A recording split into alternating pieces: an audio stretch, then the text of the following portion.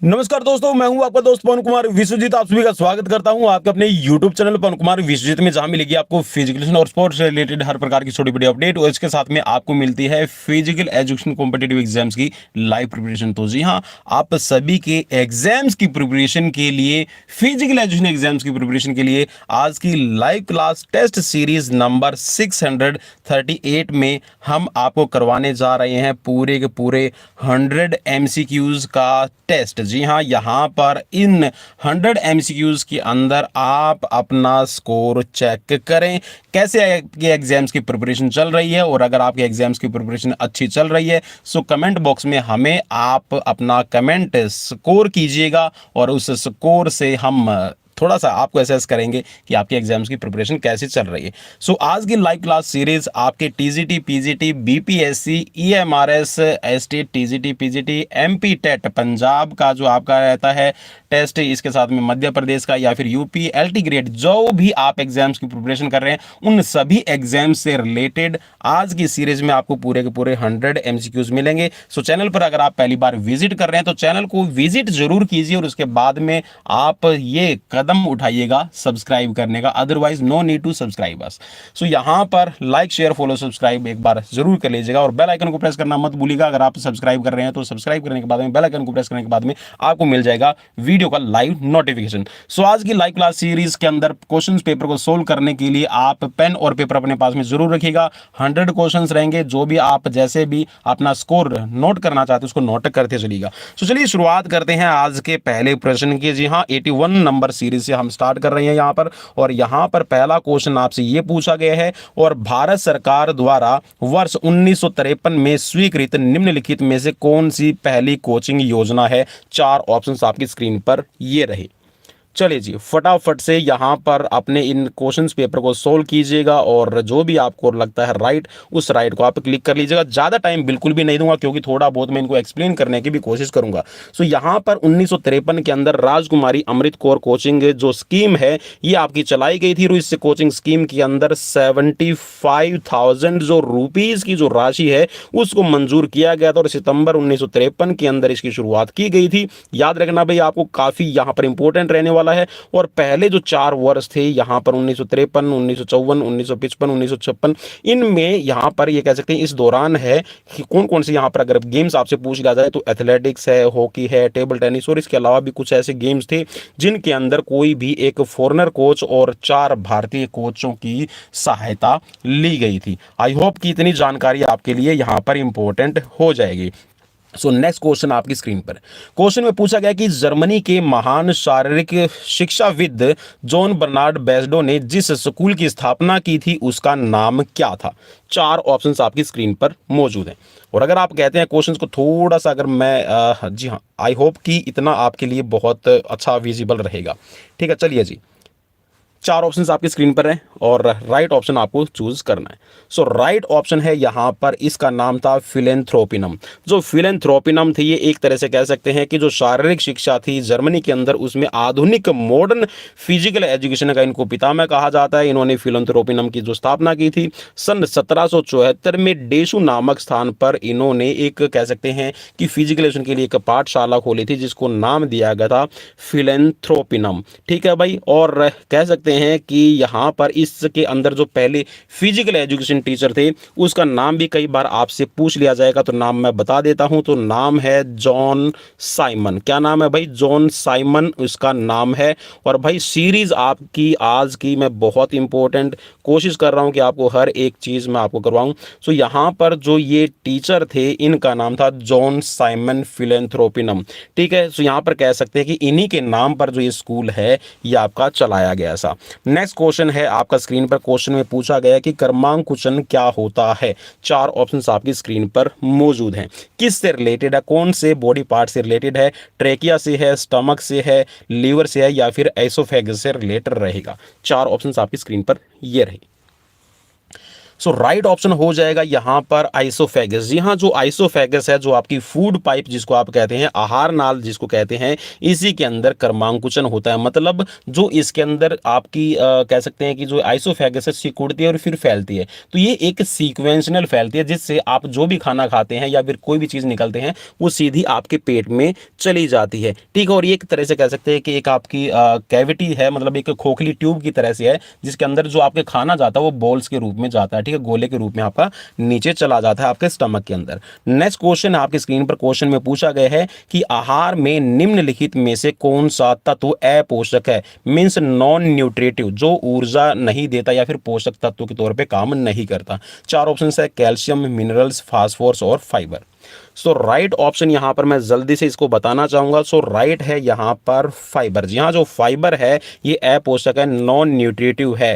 ठीक है, मतलब इनका आप खाने के अंदर यूज तो करते हैं, बट इसका आपको किसी भी तरह से एनर्जी या फिर कह सकते हैं आपकी हार्मोनल प्रोडक्शंस के अंदर या फिर इम्यून सिस्टम को बूस्टअप करने के लिए कोई भी हेल्प नहीं मिलती। और अगर आप फाइबर की बात करते हैं तो दो तरह के हैं आपके इसमें फाइबर। ठीक है, जिसको आप सोल्यूबल और इनसोल्यूबल आप काउंट कर सकते हैं। आई होप कि इतनी जानकारी आपके लिए अच्छी रहेगी।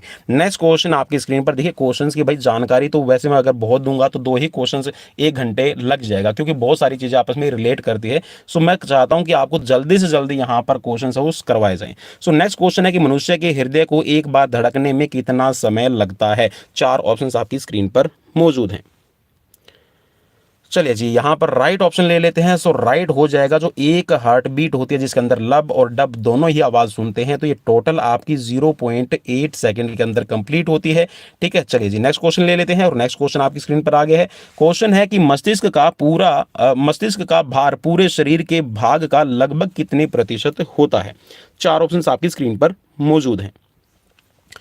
सो राइट ऑप्शन यहां पर ले लेते हैं, और राइट ऑप्शन हो जाएगा आपका 2% रहता है। और हमारा जो मस्तिष्क है ये आप सभी को पता है कि ये आपका 1300 ग्राम से लेकर 1450 ग्राम के बीच में रहता है। ठीक है भाई, ग्राम में है, किलोग्राम में नहीं। ठीक है, तो ये आपका बॉडी का 2% भाग, शरीर का जो भार है उसका 2% रहता है।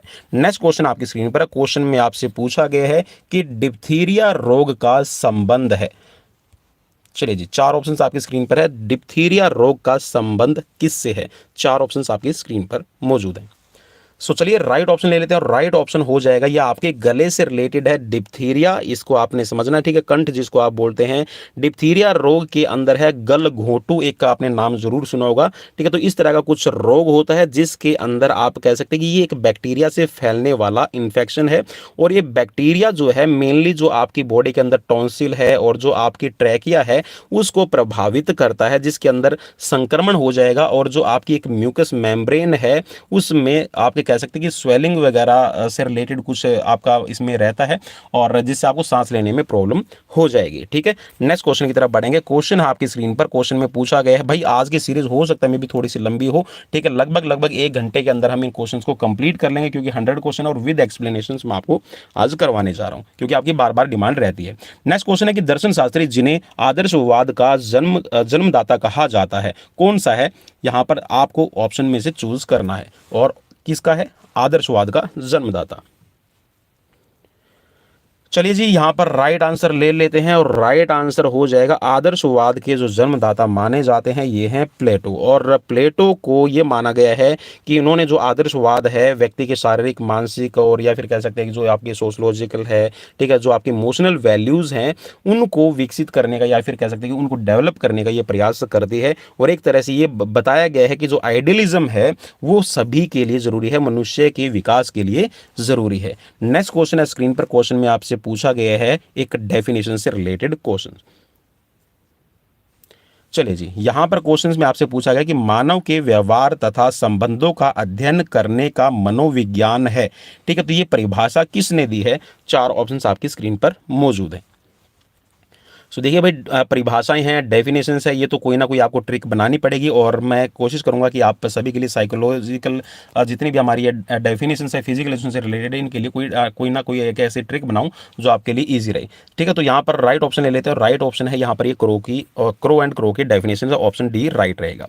नेक्स्ट क्वेश्चन आपकी स्क्रीन पर, क्वेश्चन में यहाँ पर पूछा गया है आपसे, भाई फास्टली थोड़ी सी हो सकता है मेरी मेरी आवाज़ रहे, फास्ट में बोल रहा हूँ। ठीक है, तो आप इसको कह सकते हैं जो स्पीड को स्लो करके भी आप वीडियोस को बाद में देख सकते हैं। सो नेक्स्ट क्वेश्चन आपकी स्क्रीन पर है कि व्यक्तित्व का स्वरूप होते हुए भी एथलीट में अन्य संबंध कारक होते हैं, सर्वोत्तम कार्य निष्पादन तब होगा जब चिंता का स्तर होता है। कैसा होगा, आपको चिंता का स्तर बताना है। चलिए जी, चार ऑप्शन में से राइट आपको ऑप्शन चूज करना है, और मैं मेरे हिसाब से आप राइट ऑप्शन चूज कर लेते होंगे। सो राइट यहाँ पर हो जाएगा आपका ऑप्शन बी। ठीक है, ये मध्यम होना चाहिए। ठीक है ना, आप कह सकते हैं कि जो खिलाड़ी के अंदर चिंता है, हार है, इसका जो स्तर है अगर अधिक ज़्यादा हो तो प्रदर्शन भी यहाँ पर कम हो जाएगा। मान लीजिए कि आपको ये लगे कि हाय मैं हार जाऊंगा, ये हो जाएगा, वो हो जाएगा, अगर आप उसको ज़्यादा ही बहुत अपना सीरियसली लेते हैं तो उस चीज़ों की कंडीशंस आप कह सकते हैं कि कहीं ना कहीं एक तरह से आपने अभी जो वर्ल्ड कप हुआ था उसमें भी सिचुएशन जरूर देखी होगी कि भारत ने 240 रन का टारगेट दिया था, लेकिन उन्होंने इतना यहाँ पर कह सकते हैं कि स्ट्रेस ले लिया था, बॉलर को भी स्ट्रेस था कि 240 का आंकड़ा है, ठीक है, बहुत इजीली चार्ज हो जाता है, चेज हो जाता है। तो यहाँ पर कहीं ना कहीं एक साइकोलॉजिकल प्रेशर जो बनता है वो भी यहाँ पर चिंता का स्तर बढ़ाने में आपका हेल्प करता है, तो इसको आपको मॉडरेट रखना चाहिए। नेक्स्ट क्वेश्चन है स्क्रीन पर, क्वेश्चन में यहाँ पर आपको कुछ सूचियां दी गई है, मतलब दो सूची दी गई है, इनमें से आपको यहाँ पर सही सूची का निष्पादन करना है, मतलब यहाँ पे आपको चूज करना है। यहाँ पर अंतर्दृष्टि का सिद्धांत है, ठीक है, गुण रोपण का सिद्धांत है, अंतर्निरोध का सिद्धांत है, ठीक है, मनोगति के सिद्धांत है, ठीक है, और अभिप्रेरणा, आक्रमण, व्यक्तित्व और अधिगम। ठीक है, इनमें से कौन सा कूट यहाँ पर सही मेल कर रहा है ये आपको चूज करना है। ठीक है, चलिए जी, मैं थोड़ा सा आपके लिए आपकी हेल्प कर देता हूं। जो अंतर्दृष्टि का सिद्धांत है ये अधिगम से रिलेट हो जाएगा, लर्निंग से रिलेट होगा। ठीक है, अंतर्दृष्टि जिसमें आपने देखा होगा ना, एक चिंपैंजी होता है, ठीक है, सुल्तान नाम का, ठीक है, कॉलर उस पर एक कह सकते हैं कि इसके ऊपर एक ट्राई करता है, ठीक है, गेस्टाल्टवादी ये थे। ठीक है, तो यहाँ पर ये अधिगम से जुड़ा हुआ है। गुण रोपण का जो सिद्धांत है ये गुण रोपण, ठीक है, ये आपका अभिप्रेरणा से रिलेट करता है, ठीक है, मतलब मोटिवेशन से रिलेट करता है। इसी के साथ में जो अंतर्नोद का है, अंतर्नोद का ये आक्रमण, ठीक है, जो आपका एग्रेशन है उससे रिलेट करेगा। और इसके साथ में यहाँ पर लास्ट रह गया तो मनोगतिक जो सिद्धांत है ये व्यक्तित्व से रिलेट करता है। सो यहाँ पर ऑप्शंस में अगर आप ढूंढ रहे हैं सो ऑप्शन आपको राइट मिल जाएगा, सी। ठीक है, नेक्स्ट क्वेश्चन की तरफ हम बढ़ेंगे। नेक्स्ट क्वेश्चन आपकी स्क्रीन पर आ गया, क्वेश्चन में है यहाँ पर क्वेश्चन नंबर है आपकी स्क्रीन पर 92। अत्यधिक गहन और अत्यधिक लघु अवधि 1 मिनट से भी कम कार्यकलाप में भाग लेने वाले एथलीट के लिए दैनिक कार्बोहाइड्रेट की अनुशंसा है। मतलब ये आप ये कह सकते हैं कि 1 मिनट से भी जो कम काम करता है, ठीक है, मतलब कम से कम टाइम अगर हम बात करें ना, 1 मिनट का मतलब ये हो गया कि आप जो 400 मीटर के जो इवेंट होते हैं, ठीक है, 400 का है, 200 मीटर के खिलाड़ी हैं, ठीक है, 100 मीटर के स्प्रिंट्स में भाग लेते हैं, या फिर जो हर्डलर रहते हैं, ठीक है, तो इनके लिए आप कह सकते हैं कि आपको डेली कार्बोहाइड्रेट कितना लेना इनको जरूरी है। ठीक है, शरीर के वजन के अकॉर्डिंग आपको बताना है। आई होप कि आपको क्वेश्चन भी समझ में आ गया होगा। सो राइट ऑप्शन यहां पर ले लेते हैं भाई फटाक से, और राइट ऑप्शन यहां पर रहेगा लगभग लगभग आपको 5 से लेकर 7 ग्राम, ठीक है, पर आपका जो किलोग्राम है बॉडी का जो वेट है उसके हिसाब से आपको यहां पर कार्बोहाइड्रेट लेने की जरूरत रहेगी। ठीक है, नेक्स्ट क्वेश्चन की तरफ बढ़ेंगे। नेक्स्ट क्वेश्चन आपकी स्क्रीन पर आ गया है, और क्वेश्चन में यहां पर पूछा गया है आपसे ये कि निम्न में से कौन सा उस शक्ति का उदाहरण है जो हमें एक स्वस्थ जीवन शैली का अनुसरण करने के लिए मदद करता है। चार ऑप्शंस आपकी स्क्रीन पर मौजूद हैं। भाई देखिए, जहां पर भी क्वेश्चन के एक्सप्लेनेशंस की जरूरत पड़ेगी मैं वहां पे एक्सप्लेनेशंस भी आपको दूंगा। ठीक है, सो यहां पर देखिए जैविन शैली से रिलेटेड पूछ रहा है कि जो मदद करने का काम करेगा। सो यहां पर राइट हो जाएगा कि आप दैनिक जो आपके जितने भी काम है, डेली रूटीन्स के जो भी आपके काम है उन पर अधिक ध्यान केंद्रित करने में आपका सक्षम आपको बनाता है। ठीक है, नेक्स्ट क्वेश्चन की तरफ बढ़ेंगे। क्वेश्चन आपकी स्क्रीन पर है, चलिए जी, क्वेश्चन है आपकी स्क्रीन पर कि निम्नलिखित शरीर क्रिया कारकों में से में किस से खेल की क्षमता बहुत हद तक अवधारित होती है। चार ऑप्शंस आपकी स्क्रीन पर मौजूद है। अवधारित का मतलब है इसमें बाधा पैदा होना, है ना। चलिए जी, चार ऑप्शंस आपकी स्क्रीन पर मौजूद है। अवधारित भाई शरीर क्रिया कारकों में से किस से खेल की क्षमता, मतलब क्षमता बढ़ाने की, मतलब आप उसको धारण कर लेते हैं, है ना, मतलब आपकी कैपेसिटी बढ़ने से रिलेटेड ये क्वेश्चंस पूछा गया है। चलिए जी, मैं उम्मीद करता हूँ कि यहाँ पे आपने अपना राइट आंसर चूज कर लिया होगा। तो देखिए जो भी खिलाड़ी होते हैं, देखिए लैक्टिक एसिड टॉलरेंस तो ठीक है, लैक्टिक एसिड टॉलरेंस है वो आपकी होनी चाहिए, ठीक है। बॉडी का ब्लड प्रेशर है ये बोला कि स्थायी होना चाहिए, ठीक है। आराम से भी आपका कह सकते हैं आराम के समय गति हृदय गति का कम होना, ठीक है। मतलब ये तो चीज़ें हैं ही हैं। इसके अलावा देखिए यहाँ पर ये बोल रहा है कि आपकी किस, मतलब कौन सा ऐसा शरीर क्रिया कारकों के में किस से खेल की क्षमता बहुत हद तक अवधारित होती है। तो भाई ये क्या होगा, अत्यधिक ऑक्सीजन ग्रहण करने की क्षमता।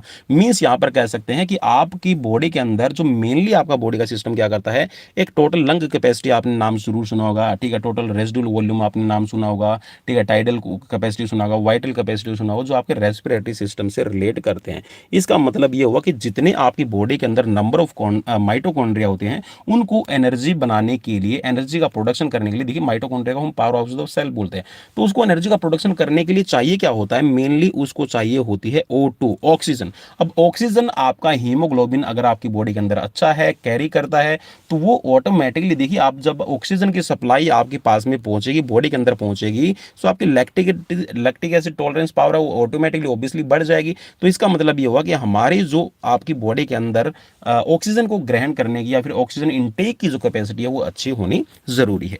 नेक्स्ट क्वेश्चन आपकी स्क्रीन पर आ गया है। क्वेश्चन है आपकी स्क्रीन पर, क्वेश्चन में पूछा गया आपसे ये कि एक सामान्य नियम के मुताबिक बच्चों को इससे ज्यादा प्रशिक्षण नहीं देना चाहिए। देखिए जो ट्रेनिंग वगैरह हम देते हैं किसी भी बच्चे को, या फिर आप ट्रेनिंग शेड्यूल कोई भी अपनाते हैं, तो आपको इंडिविजुअल डिफरेंस है, एज है, सेक्स है, ठीक है, या फिर एनवायरमेंट फैक्टर कैसा है, ठीक है, आप कैसे गेम्स की ट्रेनिंग दे रहे हैं, तो इन सभी बातों का हम ध्यान रखते हैं, ठीक है। लेकिन यहाँ पर कुछ एक रूल्स रहते हैं, उन रूल्स के अकॉर्डिंग ये बोल रहे हैं कि एक सामान्य नियम के मुताबिक बच्चों को इससे, मतलब बच्चे कौन से होते हैं भाई, बच्चे आपका कह सकते हैं कि जहां पर नॉन परफॉर्मेंस की हम बात करते हैं, जैसे कि अंडर 11 में आप बात करते हैं, अंडर 14 में भी आपने देखा होगा। अगर मैं, देखिए मैं एथलेटिक्स से रिलेट करता हूं, तो एथलेटिक्स में अभी क्या होता है कि जैसे अंडर जो 14 के बच्चे होते हैं, अंडर 14 है, अंडर 16 जो स्टूडेंट्स रहते हैं, या फिर अंडर स्टूडेंट्स जो एथलीट्स रहते हैं अंडर 16, तो उन पर ज़्यादा प्रेशर नहीं दिया जाता। इसीलिए देखिए आप उनको जर्क मूवमेंट सिखा रहे हैं, शॉर्ट थ्रो करना सिखा रहे हैं, तो उनकी जो इवेंट्स होते हैं वो बिल्कुल ही लाइट होने चाहिए। लाइट का मतलब क्या है कि जो भी आप इक्विपमेंट्स उनको प्रोवाइड करवा रहे हैं वो ज़्यादा हैवी वेट के नहीं होने चाहिए। जैसे कि अभी वर्ल्ड एथलेटिक्स ने क्या कर दिया है कि अंडर 14 के अंदर है बच्चों को अब जेवलिन की जगह अब किड्स जैवलिन देना शुरू कर दिया, जिसका वेट है 400 ग्राम के करीब रहता है, ठीक है। तो ऐसे इवेंट्स को मॉडिफाई किया गया है ताकि बच्चों की जो डेवलपमेंट है, उसकी जो ग्रोथ है वो प्रभावित ना हो, ठीक है। तो उन चीज़ों को ध्यान में रखते हुए ये भी एक नियम बनाया गया है कि आपकी कितनी कैपेसिटीज में आप बच्चों को क्या ट्रेनिंग दे। सो यहाँ पर राइट ऑप्शन हो जाएगा, आपको घंटे के हिसाब से आपको ध्यान में रखना है 18 से 24 घंटे, ठीक है भाई। 18 से 24 घंटे हफ्ते के अंदर, ठीक है। हफ्ते का आपको ध्यान में रखना है कि एक हफ्ते में आप 18 से 24 घंटे के बीच में ही ट्रेनिंग दे, उससे ज्यादा आप बच्चों पे वर्कलोड ट्रेनिंग का ना डालें, ठीक है। नेक्स्ट क्वेश्चन की तरफ हम बढ़ेंगे। क्वेश्चन आपकी स्क्रीन पर, क्वेश्चन में है कि निम्नलिखित में से कौन सी टेक्निक कार्य और प्रतिप्राप्ति के क्रमबद्ध स्थिति पर जोर देती है। चार ऑप्शंस आपकी स्क्रीन पर मौजूद है। मतलब कार्य और ये कह सकते हैं जो आप वर्क है और आपकी रिकवरी और लोड, ठीक है, रिकवरी और लोड, ठीक है, इन दोनों का आप इसको समझ सकते हैं। तो चलिए जी राइट ऑप्शन ले लेते हैं। तो यहाँ पर ये होता है आपका इंटरवल ट्रेनिंग मेथड, ठीक है। तो इंटरवल ट्रेनिंग मेथड के अंदर आपकी रिकवरी और लोड दोनों को ही ध्यान में रखा जाता है। नेक्स्ट क्वेश्चन आपकी स्क्रीन पर, क्वेश्चन में आपसे पूछा गया है कि लचीलापन या फिर फ्लेक्सिबिलिटी क्या होती है।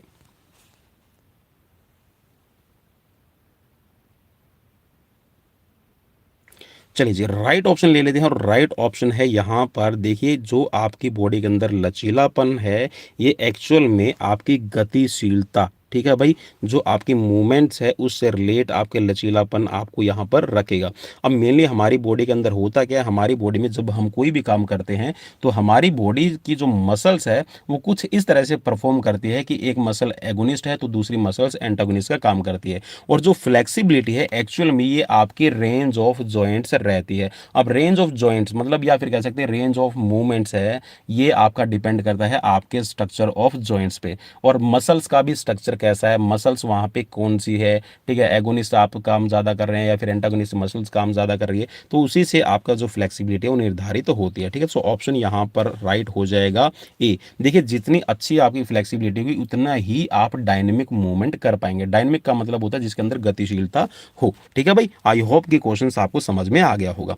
नेक्स्ट क्वेश्चन आपकी स्क्रीन पर आ गया। क्वेश्चन में पूछा गया कि कौन सी लचीलेपन की प्रशिक्षण विधि को सॉरी मैं क्वेश्चन दोबारा पढ़ रहा हूं। कौन सी लचीलेपन की प्रशिक्षण विधि जो कि मांसपेशियों के रिसेप्टर ऑर्गन में तथा गतिविधियों की रेंज को बढ़ाने में सहायता करती है। चार ऑप्शंस आपकी स्क्रीन पर मौजूद हैं।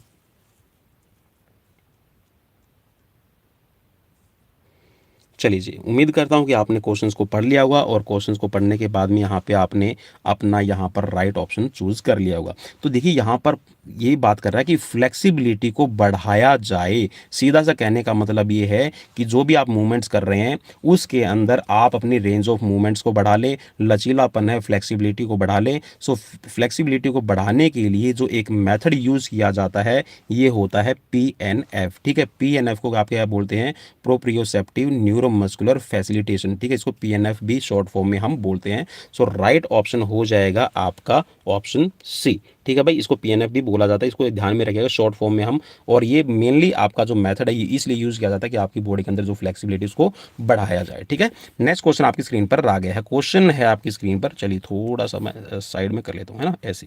चलिए जी, ताकि क्वेश्चंस भी आपके प्रभावित ना रहें। भाई शेयर एक बार जरूर कर दीजिएगा। डेली लाइव क्लासेस, भाई डेली लाइव क्लासेस हर रोज शाम को 7 बजे के बाद में जैसे ही मैं फ्री होता हूं आप सभी के लिए लेकर आ जाता हूं, ठीक है। कोई भी मैं पेड कोर्सेज मेरी तरफ से नहीं दिया जाता भाई, ठीक है, इसके लिए मैं माफी चाहूंगा। सो क्वेश्चन आपकी स्क्रीन पर है कि खेल जगत में आधिकारिक विशेषणता के प्रविष्ट होने के फलस्वरूप खेल प्रशिक्षण को खालिस्तान बनाए जाने पर अपेक्षाकृत अधिक जोर दिया जा रहा है।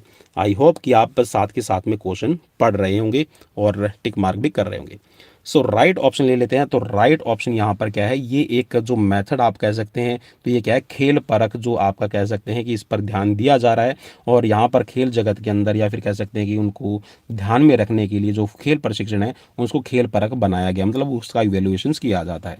नेक्स्ट क्वेश्चन आपकी स्क्रीन पर आ गया। क्वेश्चन में पूछा गया कि ATP और PC के बिखराव से ऊर्जा उत्पादन को क्या कहते हैं। एडिनोसिन ट्राइफॉस्फेट और PC, ठीक है। चलिए जी, फॉस्फोक्रिएटिन। चलिए मैं उम्मीद करता हूँ कि यहाँ पर क्वेश्चन आपका हो गया होगा। सो राइट ऑप्शन ले लेते हैं। तो देखिए यहाँ पर अगर आपका ATP और PC का बिखराव होगा तो मेनली जो ऊर्जा उत्पादन को क्या कहा जाता है ये क्वेश्चन यहाँ पर पूछा गया है। सो राइट ऑप्शन यहाँ पर हो जाएगा आपका ऑप्शन ए, ठीक है, लैक्टिक एसिड, ठीक है भाई। अब इसको थोड़ा सा मैं आपको बता दूं। देखिए ATP और प्लस में आप जब PC मीन्स आपका यहाँ पर इसको फॉस्फोक्रिएटिन हम बोलते हैं। जब इस प्रणाली की क्षमता को बढ़ाने के लिए या फिर कह सकते हैं कि जब यहाँ पर ज़्यादा ऊर्जा निकलेगी तो यहाँ पर होता क्या है कि जो PC है या फिर कह सकते हैं जो फॉस्फोक्रिएटिन है, ठीक है, ये विखंडित हो जाएगा और इसके साथ में जो ATP का उत्पादन होगा, ठीक है, और ATP और PC का जो बिखराव होगा उससे लैक्टिक एसिड को कहा नाम दिया जाता है, ठीक है भाई। नेक्स्ट क्वेश्चन करते हैं। नेक्स्ट क्वेश्चन आपकी स्क्रीन पर आ गया। क्वेश्चन में आपसे पूछा गया है कि उन्नत स्तर के खिलाड़ी के प्रशिक्षण के निम्नलिखित घटक होते हैं। मतलब एक बहुत अच्छा खिलाड़ी हो तो उसमें मेन कौन कौन से कंपोनेंट रहेंगे। आपको एक नीचे यहाँ पर देखिए एक कह सकते हैं कि कूट दिया गया है, इसमें से आपको सही का चुनाव करना है।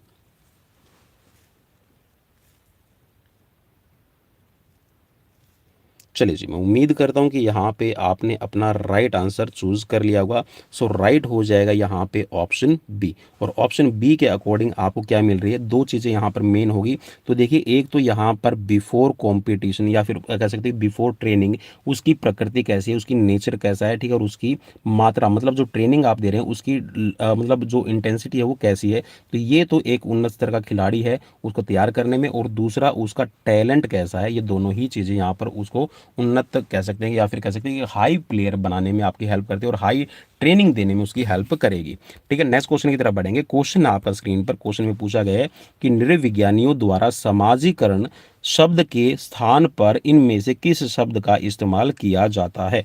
चार ऑप्शंस आपकी स्क्रीन पर मौजूद हैं।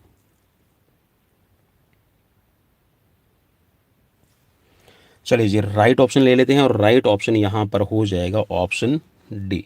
तो देखिए भाई, जो निर्विज्ञानी होते हैं ये एक्चुअल में आपका जो सामाजिकरण एक जो शब्द है हम जिसको यूज़ करते हैं, इसकी जगह पे ये क्या करते हैं, एनकल्चरेशन जो वर्ड है इसका ज़्यादा इस्तेमाल करते हैं। और कह सकते हैं कि जो आपका सोशियोलॉजी होती है, ठीक है, या फिर इसको समाजीकरण हम बोलते हैं, तो इसके जो मानदंड है या फिर कह सकते हैं जो इसकी विचारधाराएँ होती हैं, ये अपनी आपकी प्रक्रिया को बनाने में आपका काम करती है, ठीक है। और मेनली जो सोशलाइजेशन होता है ये क्या करता है, ये दोनों ही चीज़ों पे काम करेगा। अब कौन कौन से हैं वो, एक तो लर्निंग होती है, मतलब सीखना, और सिखाना, ठीक है, इन दोनों पे ही ये काम अपना बराबर बराबर करेगी। और ये आपका निर्धारित करती है कि आपकी जो कह सकते हैं कि जो आपका जो सोशलाइजेशन है और जो आपका कल्चर है, उन दोनों के बीच में तालमेल कैसा है, वो तालमेल आपका बनता रहे।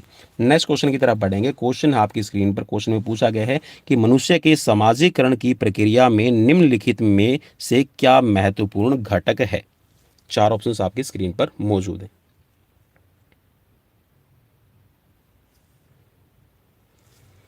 चलिए जी, राइट ऑप्शन ले लेते हैं। राइट ऑप्शन यहाँ पर हो जाएगा आपका सामाजिक तौर पर लोगों से बातचीत करना।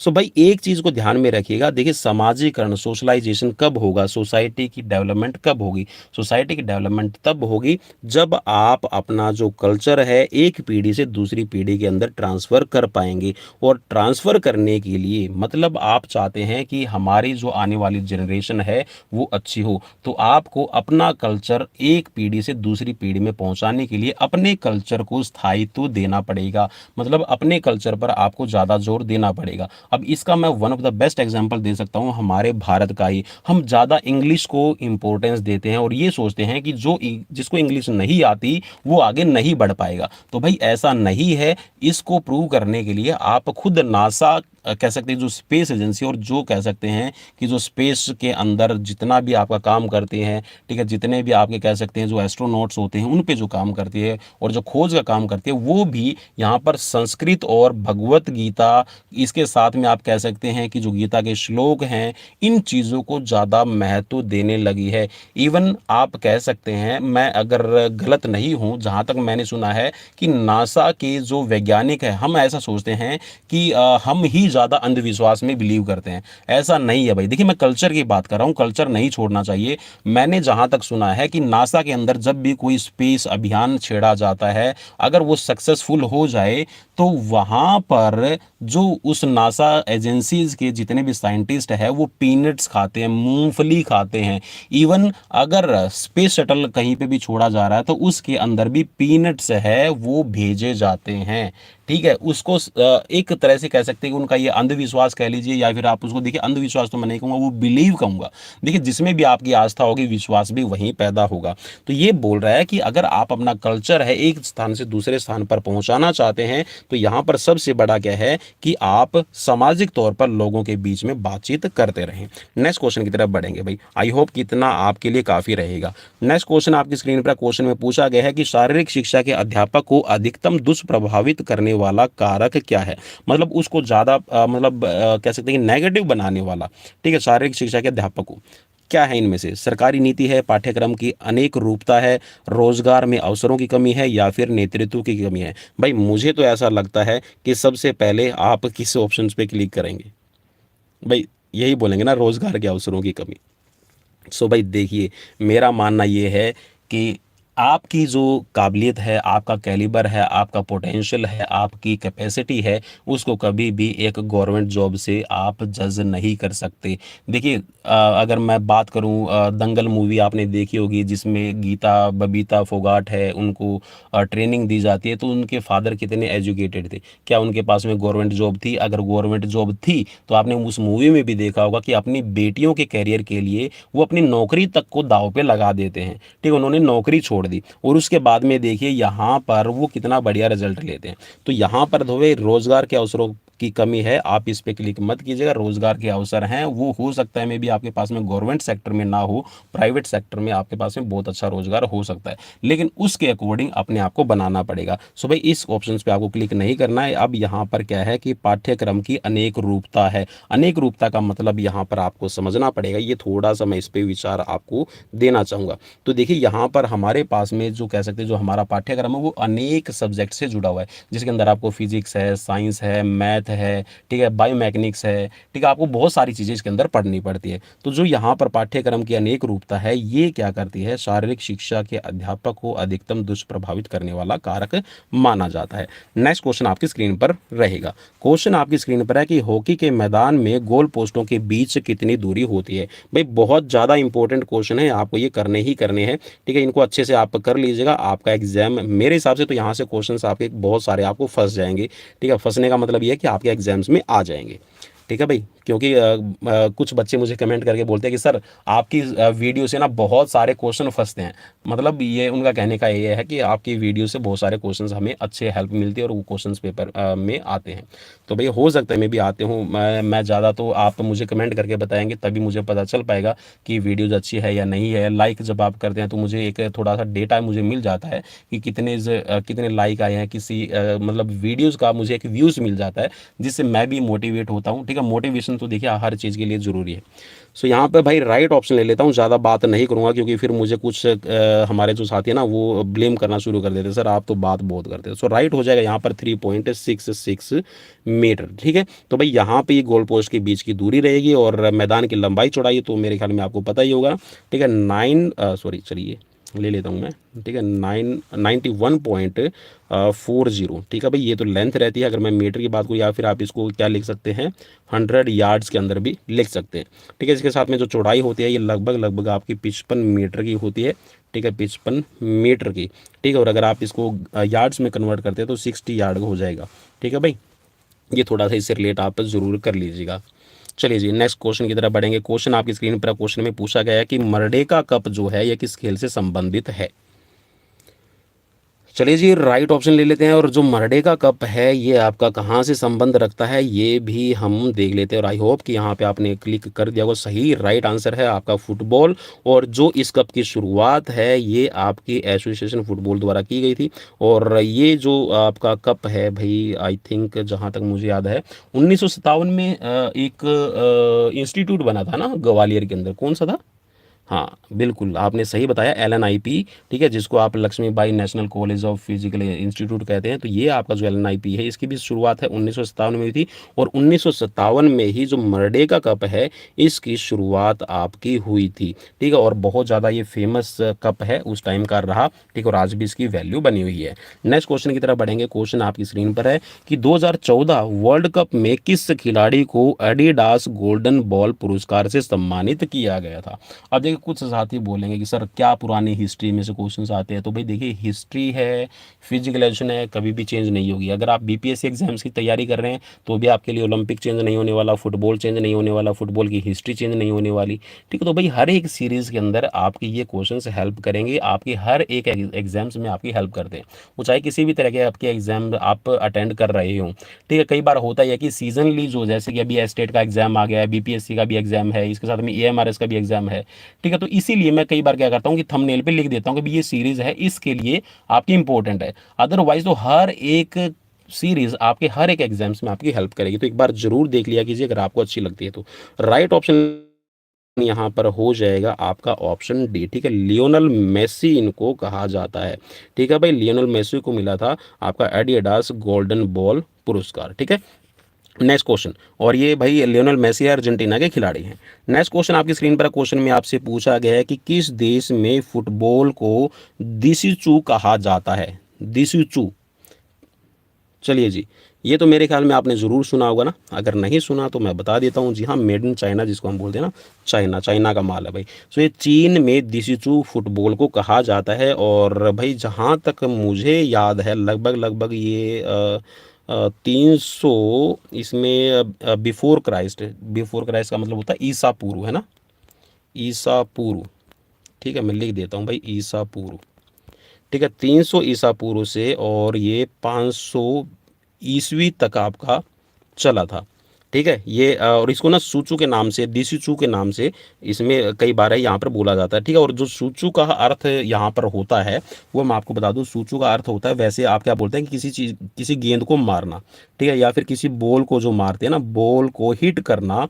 यहाँ पर सूचू का मतलब रहता है। आई होप कि इतनी जानकारी आपके लिए बहुत अच्छी होगी। और अलग अलग जगह पे अलग अलग गेम, जैसे कि सॉकर के नाम से है, फुटबॉल के नाम से है, ठीक है, और कह सकते हैं जो पुरानी हिस्ट्री है, जैसे अभी हम चीन की हिस्ट्री देख रहे थे, यहाँ पे सूचू बोला जाता है। ठीक है। तो ये अलग अलग नाम से अलग अलग देशों के हिसाब से आपकी जानी जाती है। नेक्स्ट क्वेश्चन है कि रानी झांसी ट्रॉफी किस खेल से संबंधित रहेगी। चार ऑप्शंस आपकी स्क्रीन पर है भाई। बहुत इंपॉर्टेंट आज की सीरीज करवा रहा हूँ, एक बार जरूर कर लेना। ठीक है। काफ़ी मेहनत लगती है क्वेश्चंस ढूंढने में और फिर आपके लिए तैयार करने में। चलिए जी, राइट ऑप्शन ले लेते हैं। और राइट ऑप्शन जो है यहाँ पर हो जाएगा रानी झांसी जो ट्रॉफी है, ये आपकी क्रिकेट से रिलेट रहेगी। और ये आपकी मैं बता दूं कि एक तरह से ना, आप जैसे एक पर्टिकुलर क्षेत्र के अंदर खेली जाती है, पर्टिकुलर मतलब क्षेत्र के अंदर, मतलब अंतर क्षेत्रीय, मतलब जैसे आप कह सकते हैं ना इंटर कॉलेज, जैसे आपने सुना होगा ना, तो अंतर क्षेत्र के मतलब है डिस्ट्रिक्ट टूर्नामेंट के तौर पर आप इसको कह सकते हैं, आई थिंक। ठीक है। इसका मतलब निकाल लीजिए भाई, अंतर क्षेत्र, इंटर डिस्ट्रिक्ट शायद इसको बोला जाता है। चलिए भाई, नेक्स्ट नेक्स्ट क्वेश्चन की तरफ लेके चलता हूँ। क्वेश्चन है कि 1979 मीन्स 1979 में पहला गैर टेस्ट खेलने वाला देश जिसमें एक अंतर्राष्ट्रीय मैच में भारत को हराया था, वह देश कौन सा है भाई। 1979 में, ठीक है, एक गैर टेस्ट खेलने वाला, मतलब कि वो टेस्ट मैचेस नहीं खेलता है। ठीक है। और कौन सा देश है जिसने एक इंटरनेशनल मैच के अंदर भारत को हरा दिया था, नाम क्या है उस टीम का, आपको बताना है। 1989 की भाई, 1979 के अंदर, 1979 के अंदर राइट ऑप्शन ले लेते हैं। तो 1979 के अंदर उस टाइम पे श्रीलंका ने भारत को हराया था। ठीक है। और उस टाइम पे जो श्रीलंका है ये आपके टेस्ट मैचेस नहीं खेलती थी। ठीक है। नेक्स्ट क्वेश्चन की तरफ बढ़ेंगे। क्वेश्चन आपकी स्क्रीन पर, क्वेश्चन में पूछा गया कि पैनी कप टेस्ट किसका मूल्यांकन करता है। चार ऑप्शंस आपकी स्क्रीन पर मौजूद हैं।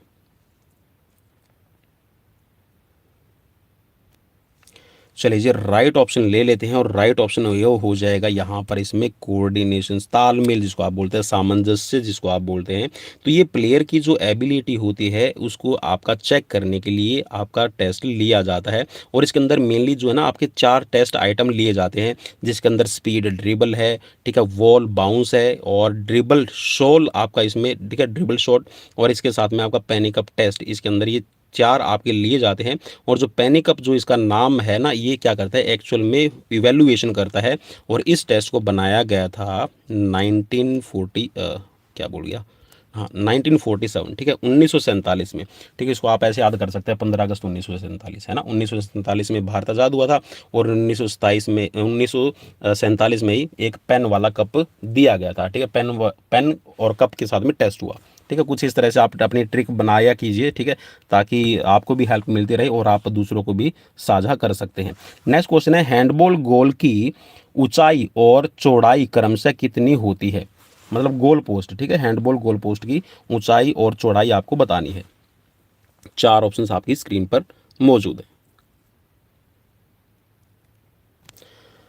सो राइट ऑप्शन हो जाएगा यहाँ पर ऑप्शन ए। ठीक है। 2 मीटर की हाइट होती है और 3 मीटर की इसके अंदर चौड़ाई रहेगी, मतलब कुछ इस तरह का मैं बना दूँ ना। ठीक है। ये कुछ इस तरह का हो जाएगा, मतलब ये तो हो गई है हाइट, ठीक है, और ये हो गई है आपकी चौड़ाई। ठीक है। नेक्स्ट क्वेश्चन की तरफ बढ़ेंगे।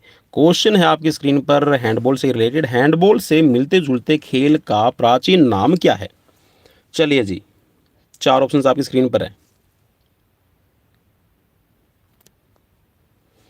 देखिए, प्राचीन खेल कौन सा है, मिंटो नेट तो नहीं कहेंगे, मिंटो नेट तो वॉलीबॉल का हो गया। और कह सकते हैं ये मॉडर्न ही हम इसको नाम देते हैं, प्राचीन नहीं, इसको नहीं है। यहाँ पे थोड़ा सा मैं बात कर रहा हूँ, हू तू तू कबड्डी है भाई।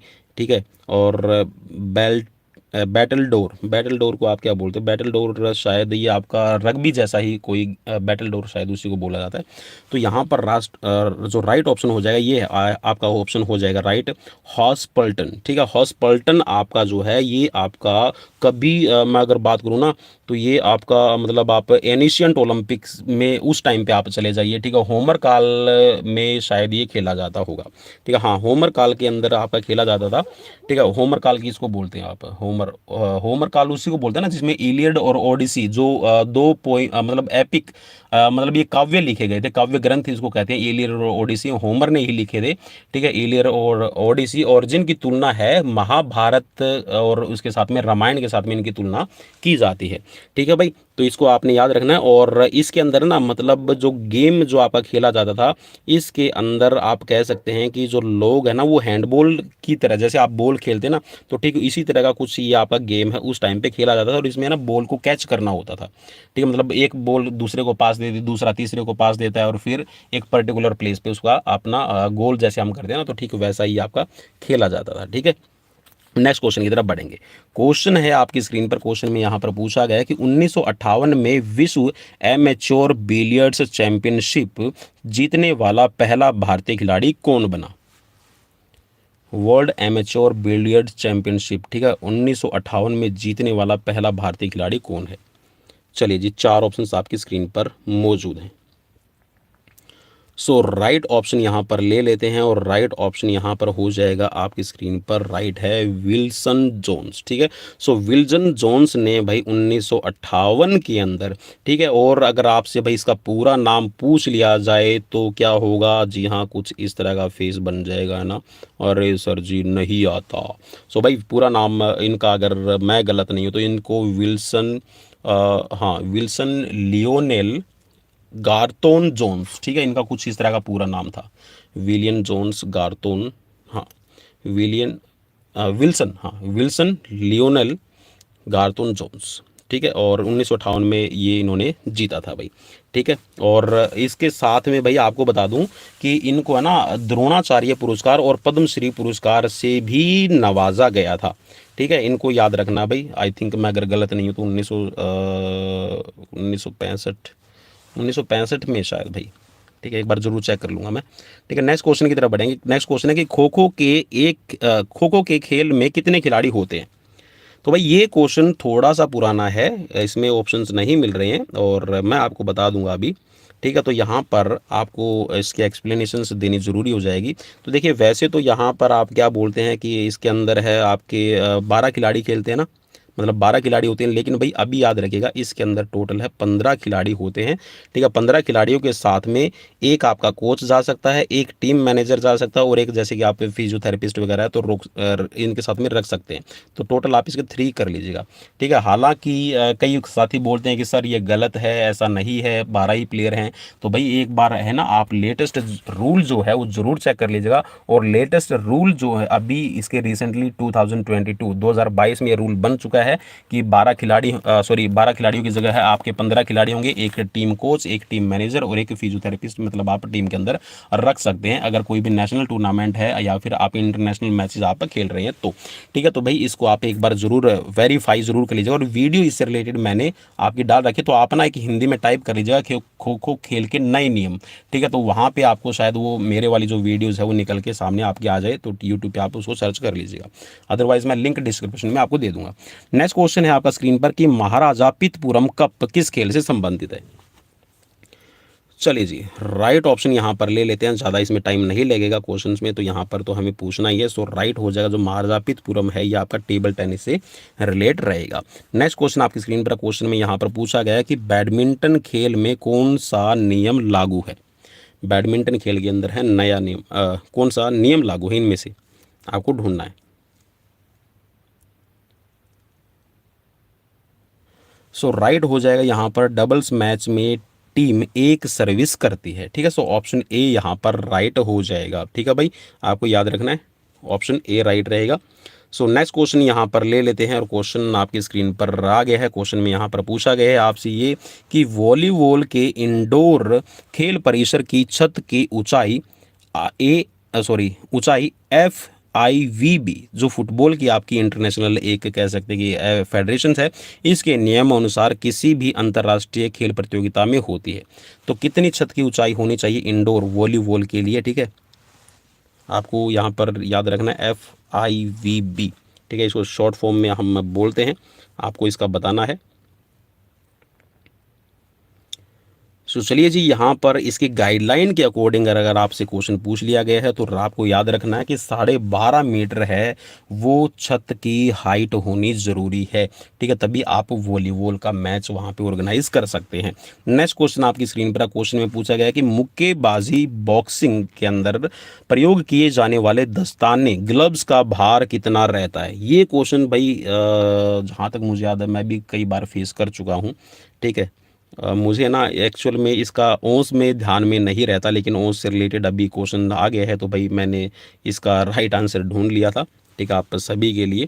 सो यहाँ पर भाई इसमें 8 से 10 औंस, ठीक है, 8 से 10 औंस का मतलब ये होता है कि इसके अंदर 227 ग्राम से लेकर आपका 284 ग्राम तक इसका वज़न आपका दस्तानों का लगभग आपका हो जाएगा, ठीक है भाई। नेक्स्ट क्वेश्चन आपकी स्क्रीन पर आ गया है। क्वेश्चन आपकी स्क्रीन पर है कि रिले दौड़ के समय टेक ओवर जोन का निरीक्षण कौन करता है। 4 ऑप्शंस आपकी स्क्रीन पर मौजूद है।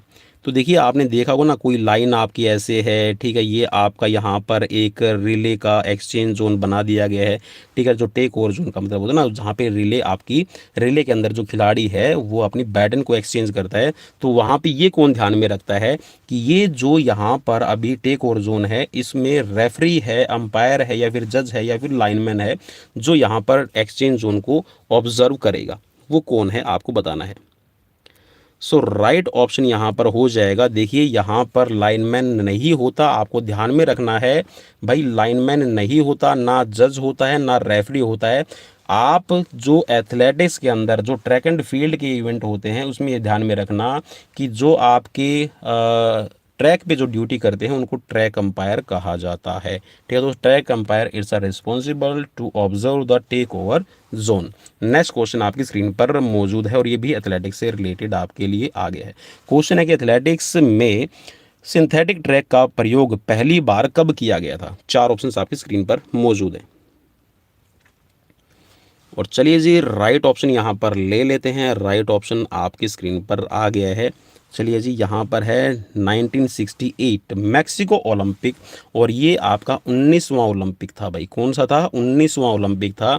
इसके अंदर है पहली बार जो मैक्सिको सिटी के अंदर आपके ओलंपिक हुए थे, सिंथेटिक ट्रैक का प्रयोग किया गया था ट्रैक एंड फील्ड के लिए, ठीक है। और जो मैक्सिको है, जहाँ तक मुझे याद है भाई, ये ना सबसे ऊंचा, ठीक है, हाई एल्टीट्यूड एरिया है, हाई एल्टीट्यूड, ठीक है भाई। इसको हाई एल्टीट्यूड भी हाई एल्टीट्यूड ओलंपिक के नाम से भी इसको जाना जाता है, ठीक है, क्योंकि यहाँ पर कह सकते हैं कि जो खिलाड़ी देखिए हाई एल्टीट्यूड पे ट्रेनिंग करते हैं ना, तो उस टाइम पे ऑक्सीजन की कमी हो जाती है, तो ये हाई एल्टीट्यूड पे आई थिंक मैक्सिको सिटी है, और जिसकी वजह से इसको हाई एल्टीट्यूड ओलंपिक के नाम से भी कई बार बोलते हैं। अगर मैं गलत नहीं हूँ तो एक बार जो ज़रूर मुझे लाइक शेयर करके कमेंट करके ज़रूर बता दीजिएगा। नेक्स्ट क्वेश्चन है कि कौन सा वीरता पुरस्कार सिर्फ सैनिकों को दिया जाता है। 4 ऑप्शंस आपकी स्क्रीन पर मौजूद है। चलिए जी, राइट ऑप्शन ले लेते हैं, और राइट ऑप्शन भाई ये है वीरता पुरस्कार है, ये महावीर चक्र रहता है, ठीक है। नेक्स्ट क्वेश्चन की तरफ बढ़ेंगे, हालांकि हमारी फील्ड से रिलेटेड क्वेश्चन नहीं है, लेकिन फिर भी चलिए जी, क्वेश्चन आगे है आपकी स्क्रीन पर, ताकि क्वेश्चन पूरा विजिबल हो जाए, इसलिए थोड़ा सा आपको दूर ले गया ना। सो आपको बताना है कि यहाँ पर जो आपके अवार्ड्स दिए गए हैं और उनका शुरुआत करने का ईयर कौन सा है, ये आपको मैच करना है। चलिए जी, मैं भी आपकी हेल्प कर देता हूँ। तो द्रोणाचार्य अवार्ड से मैं नीचे से ले लेता हूँ, तो द्रोणाचार्य अवार्ड मुझे अच्छा लगा, ठीक है, 1985, क्योंकि भाई अब हम खिलाड़ी तो रहे नहीं हैं, है ना, अब हम टीचर वाले प्रोफेशन में आ गए हैं, ठीक है। तो हो सकता है मैं भी कभी टीचिंग में किसी बच्चे को हम अच्छी ट्रेनिंग दें और अच्छा खिलाड़ी बन जाए, और हो सकता है मैं भी वो खिलाड़ी बोल दे कि जी ये मेरा कोच है, तो हो सकता है मैं भी भाई हम भी अवार्ड के हकदार हो जाएं। सो ऐसा देखते हैं, once in a blue moon, है ना, मतलब ये बहुत ही रेयर चांसेस रहेंगे। सो चलिए जी, देखते हैं यहाँ पर। सो द्रोणाचार्य पुरस्कार है 1985 में है। राजीव गांधी खेल रत्न, चलिए द्रोणाचार्य के बाद में मैं सीधा ध्यानचंद ले लेता हूँ ना, तो ध्यानचंद जो लाइफ टाइम अचीवमेंट अवार्ड है 2002 में शुरू हुआ था। अर्जुन अवार्ड जो है ये आपका 1961 में, और इसके साथ में जो आपका राजीव गांधी खेल रत्न है, जिसको अभी मेजर ध्यानचंद खेल रत्न अवार्ड के नाम से जानते हैं, तो 1991 में शुरू हुआ था। सो इस हिसाब से जो आपका कूट बनकर तैयार हो गया है, ठीक है, इसमें मतलब आपको ढूंढने हैं राइट ऑप्शन। तो इसमें आ गया राजीव गांधी, ठीक है, राजीव गांधी तीसरे के साथ में मैच कर रहा है, सो यहाँ पर 3, और इसके साथ में अर्जुन अवार्ड 1 के साथ में मैच कर रहा है, ठीक है, द्रोण ध्यानचंद। चलिए जी, ये आ गया है आपका ऑप्शन बी, ठीक है भाई, ऑप्शन बी यहाँ पर आपका राइट हो जाएगा। नेक्स्ट क्वेश्चन आपकी स्क्रीन पर है। क्वेश्चन में यहाँ पर पूछा गया है चलिए जी, क्वेश्चन यहाँ पर है कि कौन सा दूध प्रोटीन का विपुल स्रोत है। विपुल का मतलब है कि बहुत ज़्यादा यहाँ पर प्रोटीन आपको अच्छी मात्रा में मिलता है। कौन से मतलब दूध के अंदर आपको मिलेगा, ठीक है। गाय के दूध में है, ठीक है, बकरी के दूध में है, या फिर भैंस के दूध में, या फिर वेमेन, ठीक है, जो हमारी माताएं स्तनपान करवाती हैं, उस दूध के अंदर प्रोटीन ज़्यादा मिलेगा। सो राइट हो जाएगा भाई, प्रोटीन की अगर हम बात करते हैं ज़्यादा, तो ये भैंस के दूध के अंदर ज़्यादा प्रोटीन पाया जाता है, ठीक है। नेक्स्ट क्वेश्चन आपकी स्क्रीन पर, क्वेश्चन में पूछा गया है कि विश्व स्वास्थ्य संगठन की स्थापना, अच्छा भाई, कुछ साथी बोलेंगे कि सर यहाँ पर बता दो कि कितना रहेगा, तो मैं आपको सिर्फ इतना ही थोड़ा सा आपको हिंट दे सकता हूँ कि गाय के दूध की और अगर हम भैंस के दूध की अगर हम कंपैरिजन कर रहे हैं ना, तो लगभग यहाँ पर 10 से 11% आप इसको नोट कर लेना भाई, ठीक है। 10 से 11% इसमें कंपेरिजन टू, ठीक है, काऊ मिल्क आपको ज़्यादा प्रोटीन मिलता है। थोड़ा सा ये आइडिया ही है भाई मेरा, और हो सकता है मे बी, हाँ, लेकिन थोड़ा सा भाई चलो इसके बारे में बाद में डिस्कस करेंगे। चलो जी, अभी यहाँ पर इस क्वेश्चन का राइट आंसर लेते हैं, क्योंकि ज़्यादा टाइम हो जाएगा ना। चलिए जी, क्वेश्चन यहाँ पर, अच्छा, इसको ऑप्शंस आप बोल रहे होंगे ना विजिबल नहीं है पूरे, तो लो जी विजिबल कर दिए जी, पूरे विजिबल कर दिए, है ना। तो वैसे तो आपने ढूंढ ही लिया है ना, आप बोलोगे कि सर पूरे दिखाने की जरूरत है क्या, तो भाई 7 अप्रैल 1948 को यहाँ पर इसकी स्थापना हुई है, ठीक है, विश्व स्वास्थ्य संगठन की, जिसको आप WHO के नाम से जानते हैं, ठीक है। और इन्होंने बहुत सारी डेफिनेशंस भी दी है भाई, विश्व स्वास्थ्य संगठन की कई बार डेफिनेशंस भी एग्जाम्स में आ जाती है और बड़ा यहाँ पर प्रॉब्लम होती है। चलिए जी, अब यहाँ पर ना कुछ एक आपको प्रोटीन्स दिए गए हैं, ठीक है, आपको कुछ आपको नाम दिए गए हैं, ठीक है, जैसे कि आपके कह सकते हैं जो डोपिंग्स वगैरह आप यूज़ करते हैं, तो इसमें आपको बताना है कि कौन सा किससे मेल कर रहा है, ठीक है। और हो सकता है भी थोड़ा सा ये भाई आपके लिए भी, मेरे लिए भी थोड़ा सा आपका मुश्किल क्वेश्चंस तो नहीं होना चाहिए, फिर भी हम मिलाने की कोशिश करेंगे। पहला है आपका मेट्रिनोलोन, ठीक है, मेट्रिनोलोन जो है ये आपका किससे मैच करेगा। देखिए, जो मेट्रिनोलोन है ये एक्चुअल में आपका एनाबोलिक एजेंट है। एनाबोलिक एजेंट का मतलब हो गया जो आपकी बॉडी के अंदर आपकी मसल्स पावर को बढ़ाने का काम करेगा, ठीक है। फिर नेक्स्ट है आपका कोरियोनिक, ठीक है, जो कोरियोनिक है ये मेनली आपका पेप्टिड हार्मोन आपका रहता है, ठीक है, पेप्टिड हार्मोन। तो ये आपको ऊपर वाले में मिल गया, इस हिसाब से देख लेना भाई। ए का तीसरा आपको एक ही जगह पे मिल रहा है ना, तो पहले पे ही आपको मिल रहा है, दूसरे पे भी मिल रहा है, मतलब डी ऑप्शन में भी मिल रहा है। इसके साथ में आपका कोरियोनिक जो है ये आपको मिल गया बी वाला आपका ए के साथ में, तो मतलब यहाँ पर डी पे रिलाई कर लेंगे ना, हाँ, क्योंकि मुझे दो ही शुरू वाले पता थी, एनाबोलिक एजेंट और पेप्टिड हार्मोन।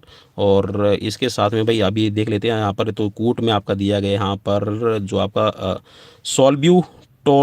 सोल्ब्यूटोमोल जो है ये आपका हो जाएगा आपका बीटा 2 एगोनिस्ट, ठीक है। और बीटा जो ब्लॉकर्स होते हैं या फिर बीटा 2 एगोनिस्ट है, ये एक्चुअल में क्या करता है, ये आपकी बॉडी के अंदर ना आपको मतलब कंसंट्रेशंस बनाने वाले, जैसे आपने नाम सुना होगा जैसे आपका आर्चरी वगैरह खेलते हैं तो इसके अंदर ज़्यादा यूज किया जाता है। और जो डेस्मोप्रेसिन है ये आपका ड्यूरेटिक्स, भाई मैंने तो कभी यूज़ नहीं किया, ठीक है, हाँ मैंने ड्यूरेटिक्स के नाम सुने हुए हैं। जो ड्यूरेटिक्स है एक्चुअल में क्या करते हैं, हमारी बॉडी के अंदर जो वेट कंट्रोल का काम करते हैं, ठीक है। वेट कंट्रोल का मतलब क्या है कि आपकी बॉडी से ड्यूरेटिक्स क्या है, एक्चुअल में जो एक्सेस अमाउंट में जो पानी होता है उसको बाहर निकाल देते हैं, जिससे आपका बॉडी का वेट है डाउन हो जाता है। और ये मेनली जो खिलाड़ी जैसे बॉक्सिंग के खिलाड़ी हैं, आपके रेसलिंग के खिलाड़ी हैं, जिसमें वेट कंट्रोल की बात आ जाती है, तो वहाँ पर जो ड्यूरेटिक्स है उसका कई बार खिलाड़ी यूज़ करते हैं, ठीक है। नेक्स्ट क्वेश्चन की तरफ बढ़ेंगे। क्वेश्चन है आपकी स्क्रीन पर भाई, बहुत सारे क्वेश्चन यहाँ पर रहेंगे और अभी तक हम 47वां ही क्वेश्चन कर रहे हैं। आपकी जानकारी के लिए भी बता दूं तो फटाफट से हम यहाँ पर इन क्वेश्चंस को कर लेते हैं। अगर आप जल्दबाजी में अगर आप नहीं है, तो मैं तो चाह रहा था कि बिल्कुल इत्मीनान से करवाऊँ क्वेश्चन, लेकिन मुझे पता है कि कई बार हमें डेटा का ध्यान में रखना होता है, सर नेट जल्दी यूज ना हो जाए, तो चलो भाई उसका भी हम ध्यान में रखेंगे। सो राइट ऑप्शन यहाँ पर ले लेते हैं इस क्वेश्चन का। सबसे पहले क्वेश्चन पढ़ लीजिए कि जब खिलाड़ी एक ही समय पर विभिन्न प्रकार के स्टेरॉइड्स का सेवन करते हैं तो उसे क्या कहा जाता है। भाई ये क्वेश्चंस मैं इस पे लिख रहा हूँ मोस्ट, ठीक है भाई। इस मोस्ट को ना मैं 100 बार लिख दूँ, ठीक है, मतलब मोस्ट मोस्ट ऐसे इंपॉर्टेंट आप इसको कर लीजिएगा।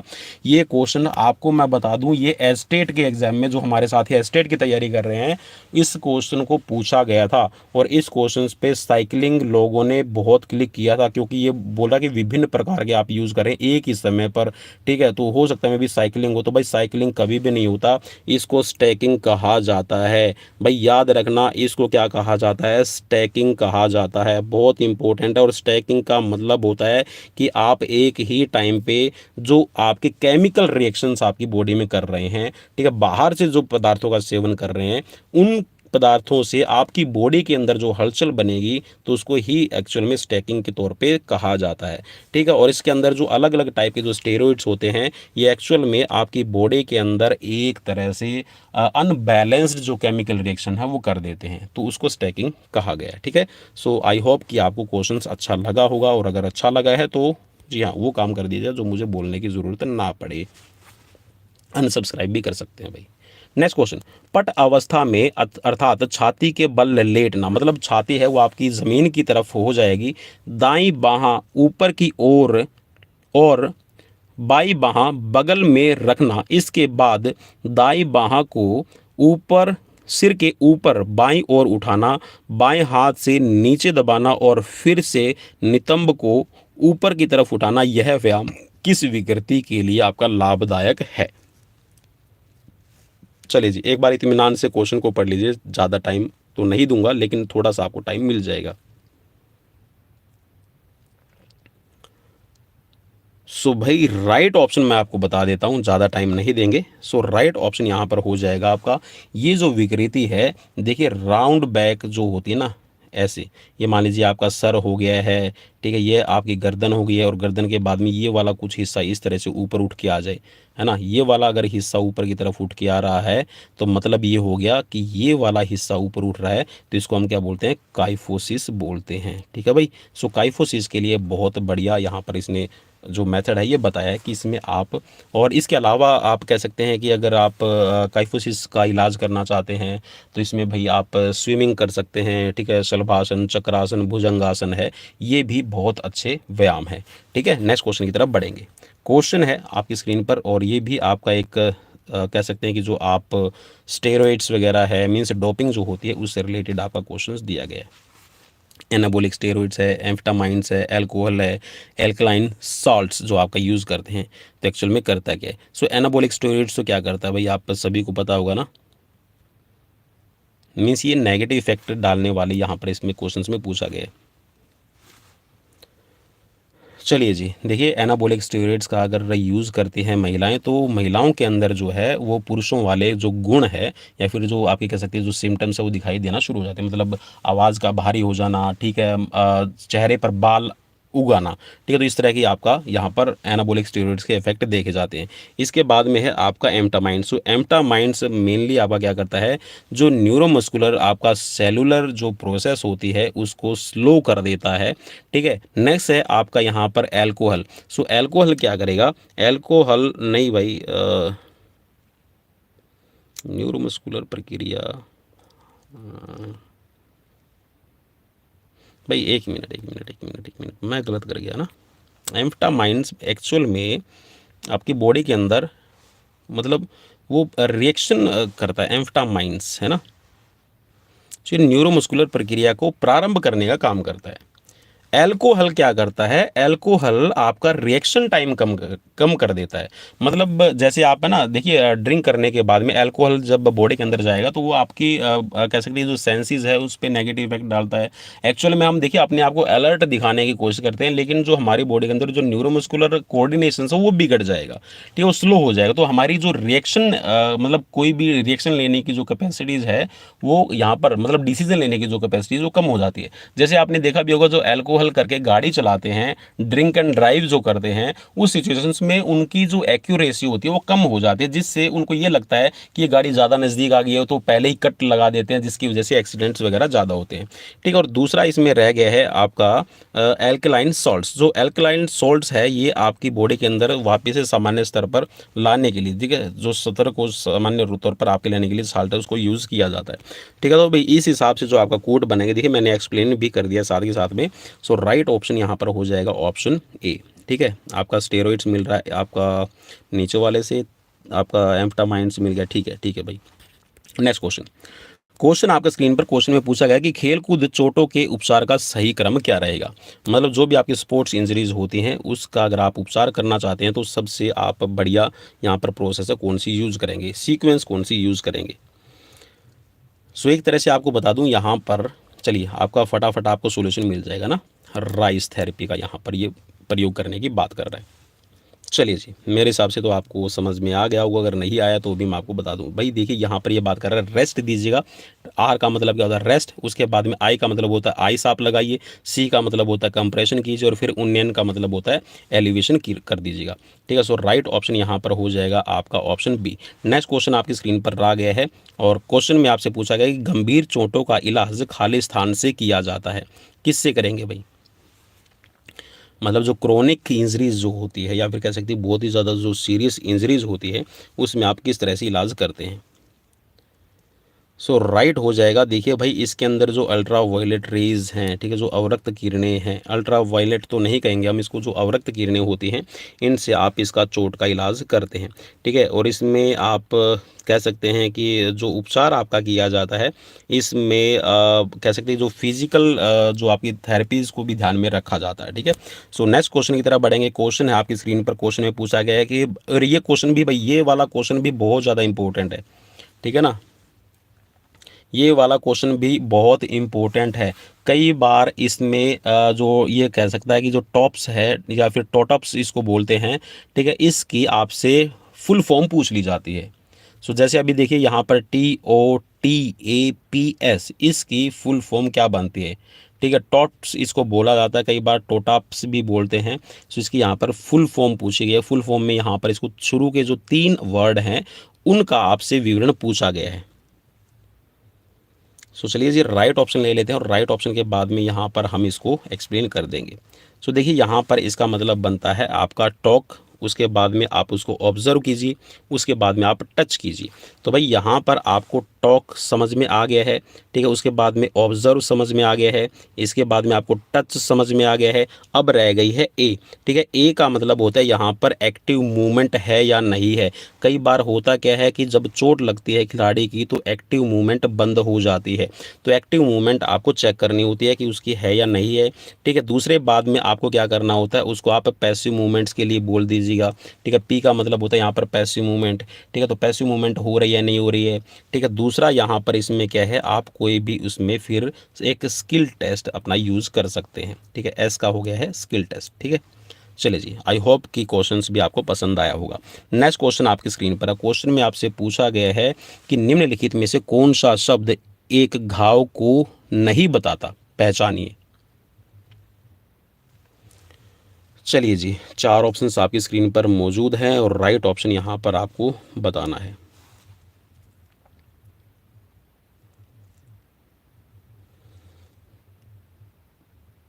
चलिए जी, राइट ऑप्शन यहाँ पर ले लेते हैं और राइट ऑप्शन यहाँ पर हो जाएगा आपका नस में डाला गया। देखिए कट भी लग जाता है ना, आपने देखा होगा ना, लैक्रेशन हो गया, पंक्चर मतलब एक तरह से कह सकते हैं कि उसमें जैसे कांटा वगैरह चुभ जाता है, कोई सुई वगैरह चुभ जाए तो उससे जो निशान होता है मतलब वो मसल्स को छेदता हुआ, स्किन को छेदता हुआ अंदर तक जो हमारे ब्लड वेसल्स है उसको भी इंजर्ड करता है। ठीक है, तो पंक्चर इसको हम बोलते हैं।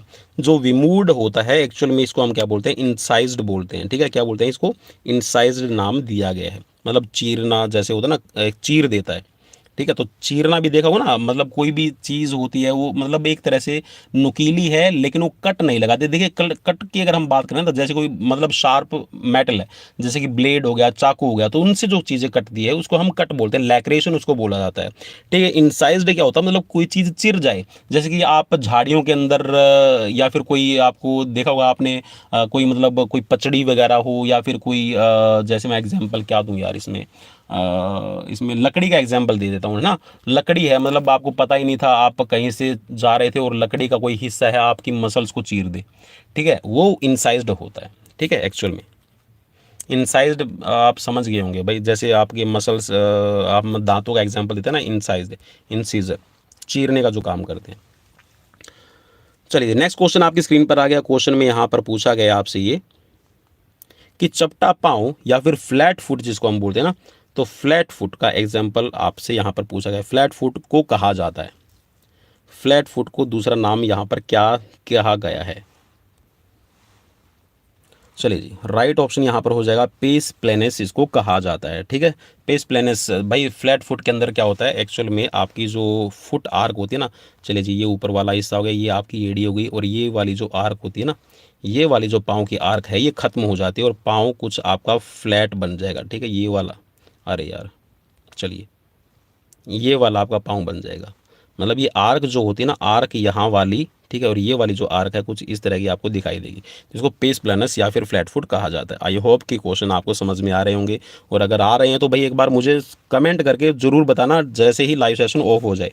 नेक्स्ट क्वेश्चन है, प्राथमिक चिकित्सा की जानकारी आवश्यक है किसके लिए भाई?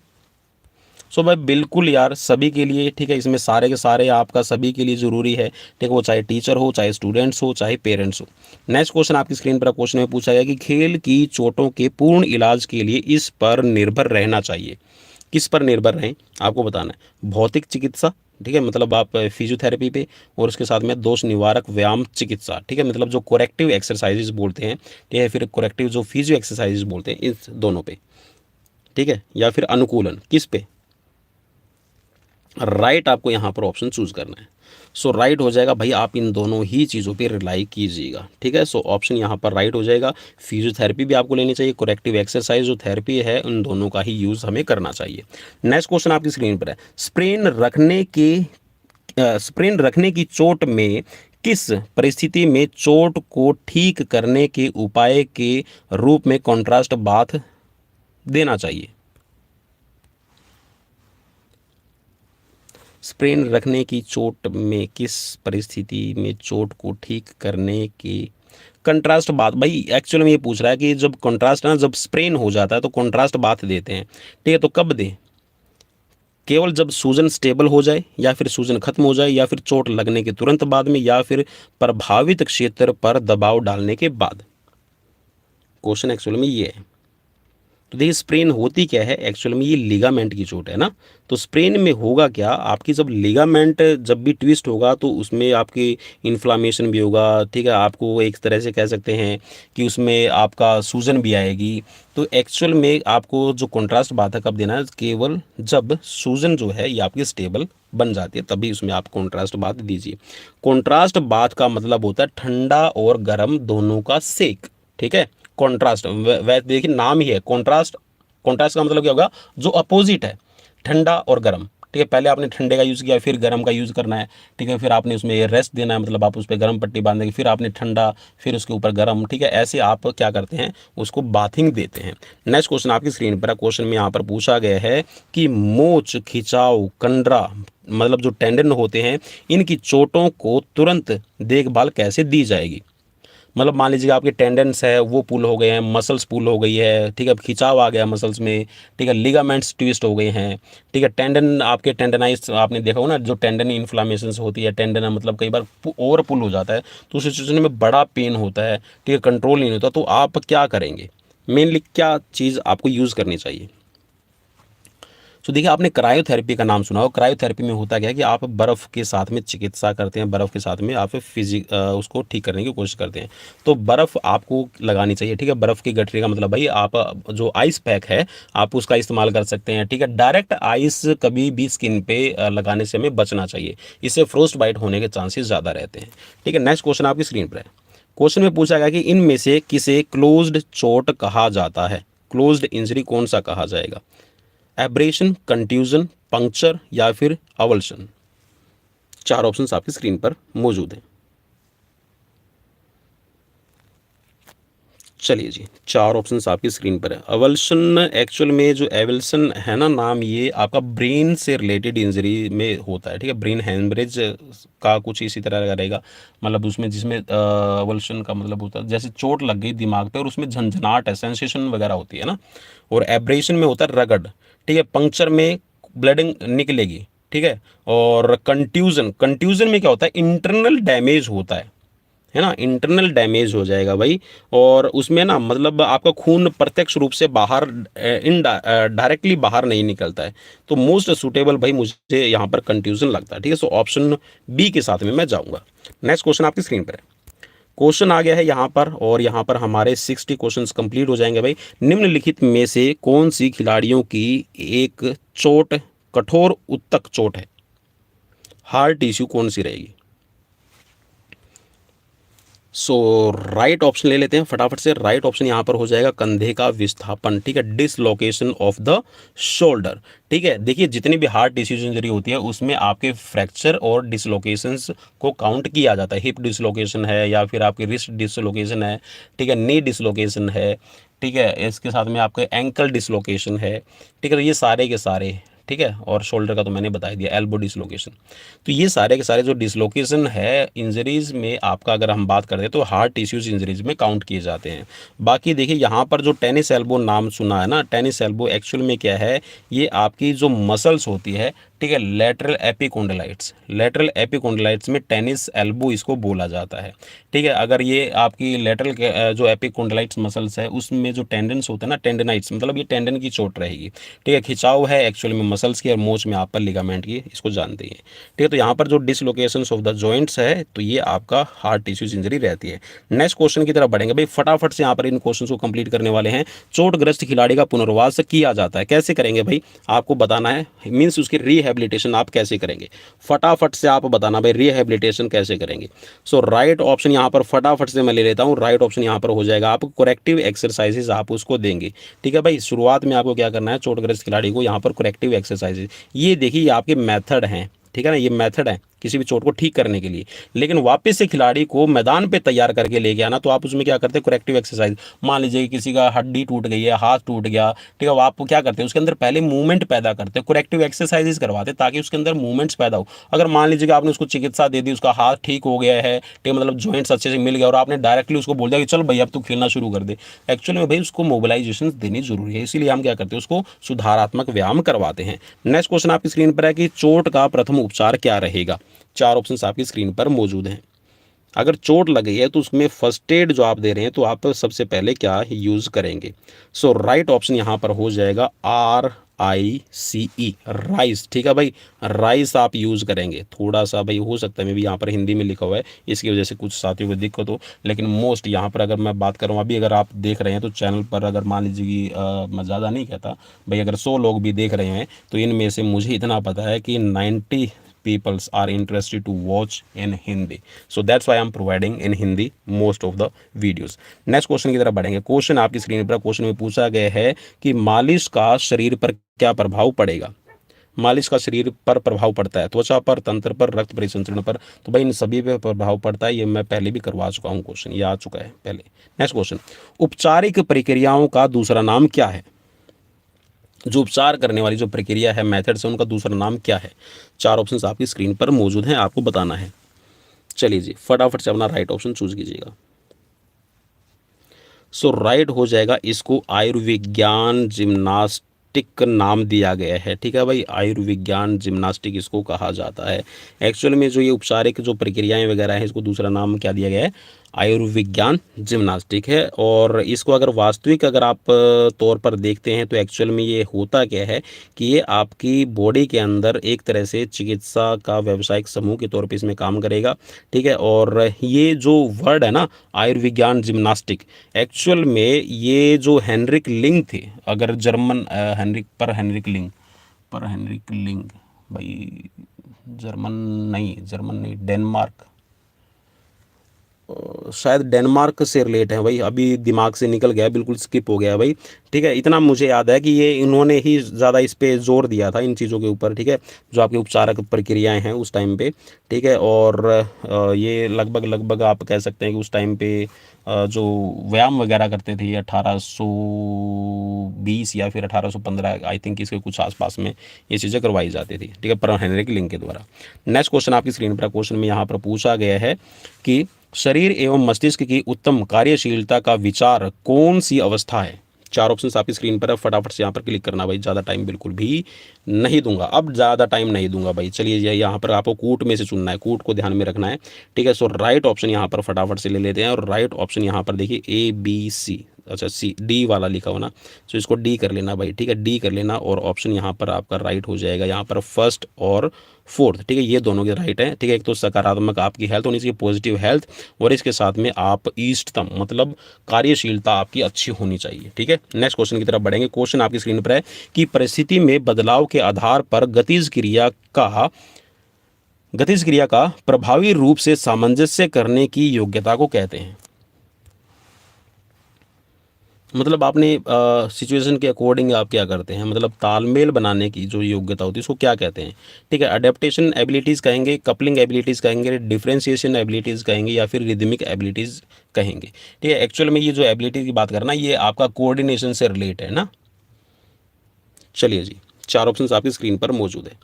सो राइट यहाँ पर रहेगा, इसको एडेप्टेशन कहते हैं। देखिए आपने क्या किया, परिस्थितियों के अनुरूप आप ना तो क्या करते हैं, उसको सामंजस्य तालमेल लेके आते हैं, ठीक है, अपनी एक्टिविटीज़ में, तो इसको एडेप्टेशन एबिलिटीज़ कहा जाता है। नेक्स्ट क्वेश्चन है, पिट्यूटरी ग्लैंड्स कहाँ पाई जाती है।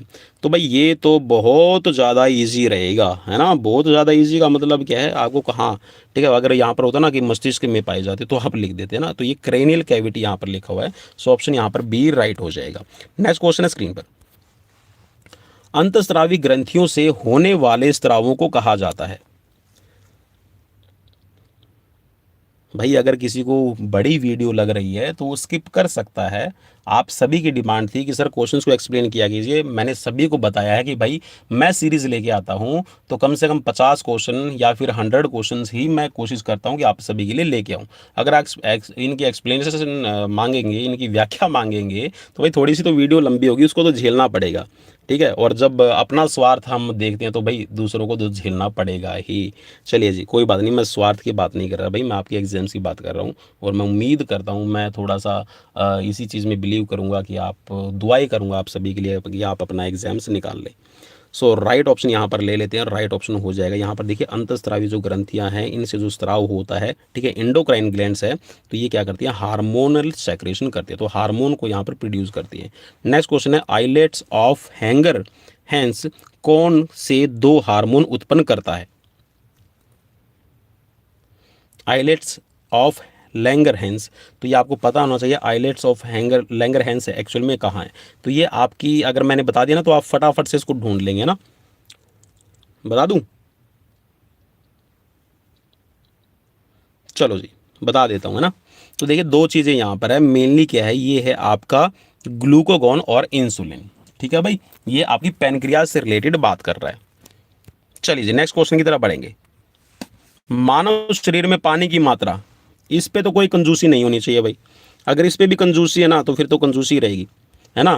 पृथ्वी पे लगभग 71% पानी है, ठीक है, जिसमें से 3% पानी पीने के लायक है, ठीक है, इसको भी ध्यान में रखना, ये फैक्ट आपको बता रहा हूँ एक्चुअल में। और हमारी बॉडी में कितना है, 70% है, लगभग पृथ्वी पे भी 70% भाग में पानी है, ठीक है, हमारा शरीर भी है 70% पानी से बना हुआ है। और जो पानी का पूरी पृथ्वी पर जो पानी का रेशियो है 70% है, इसमें से 3% पानी है वो सिर्फ पीने के लायक है।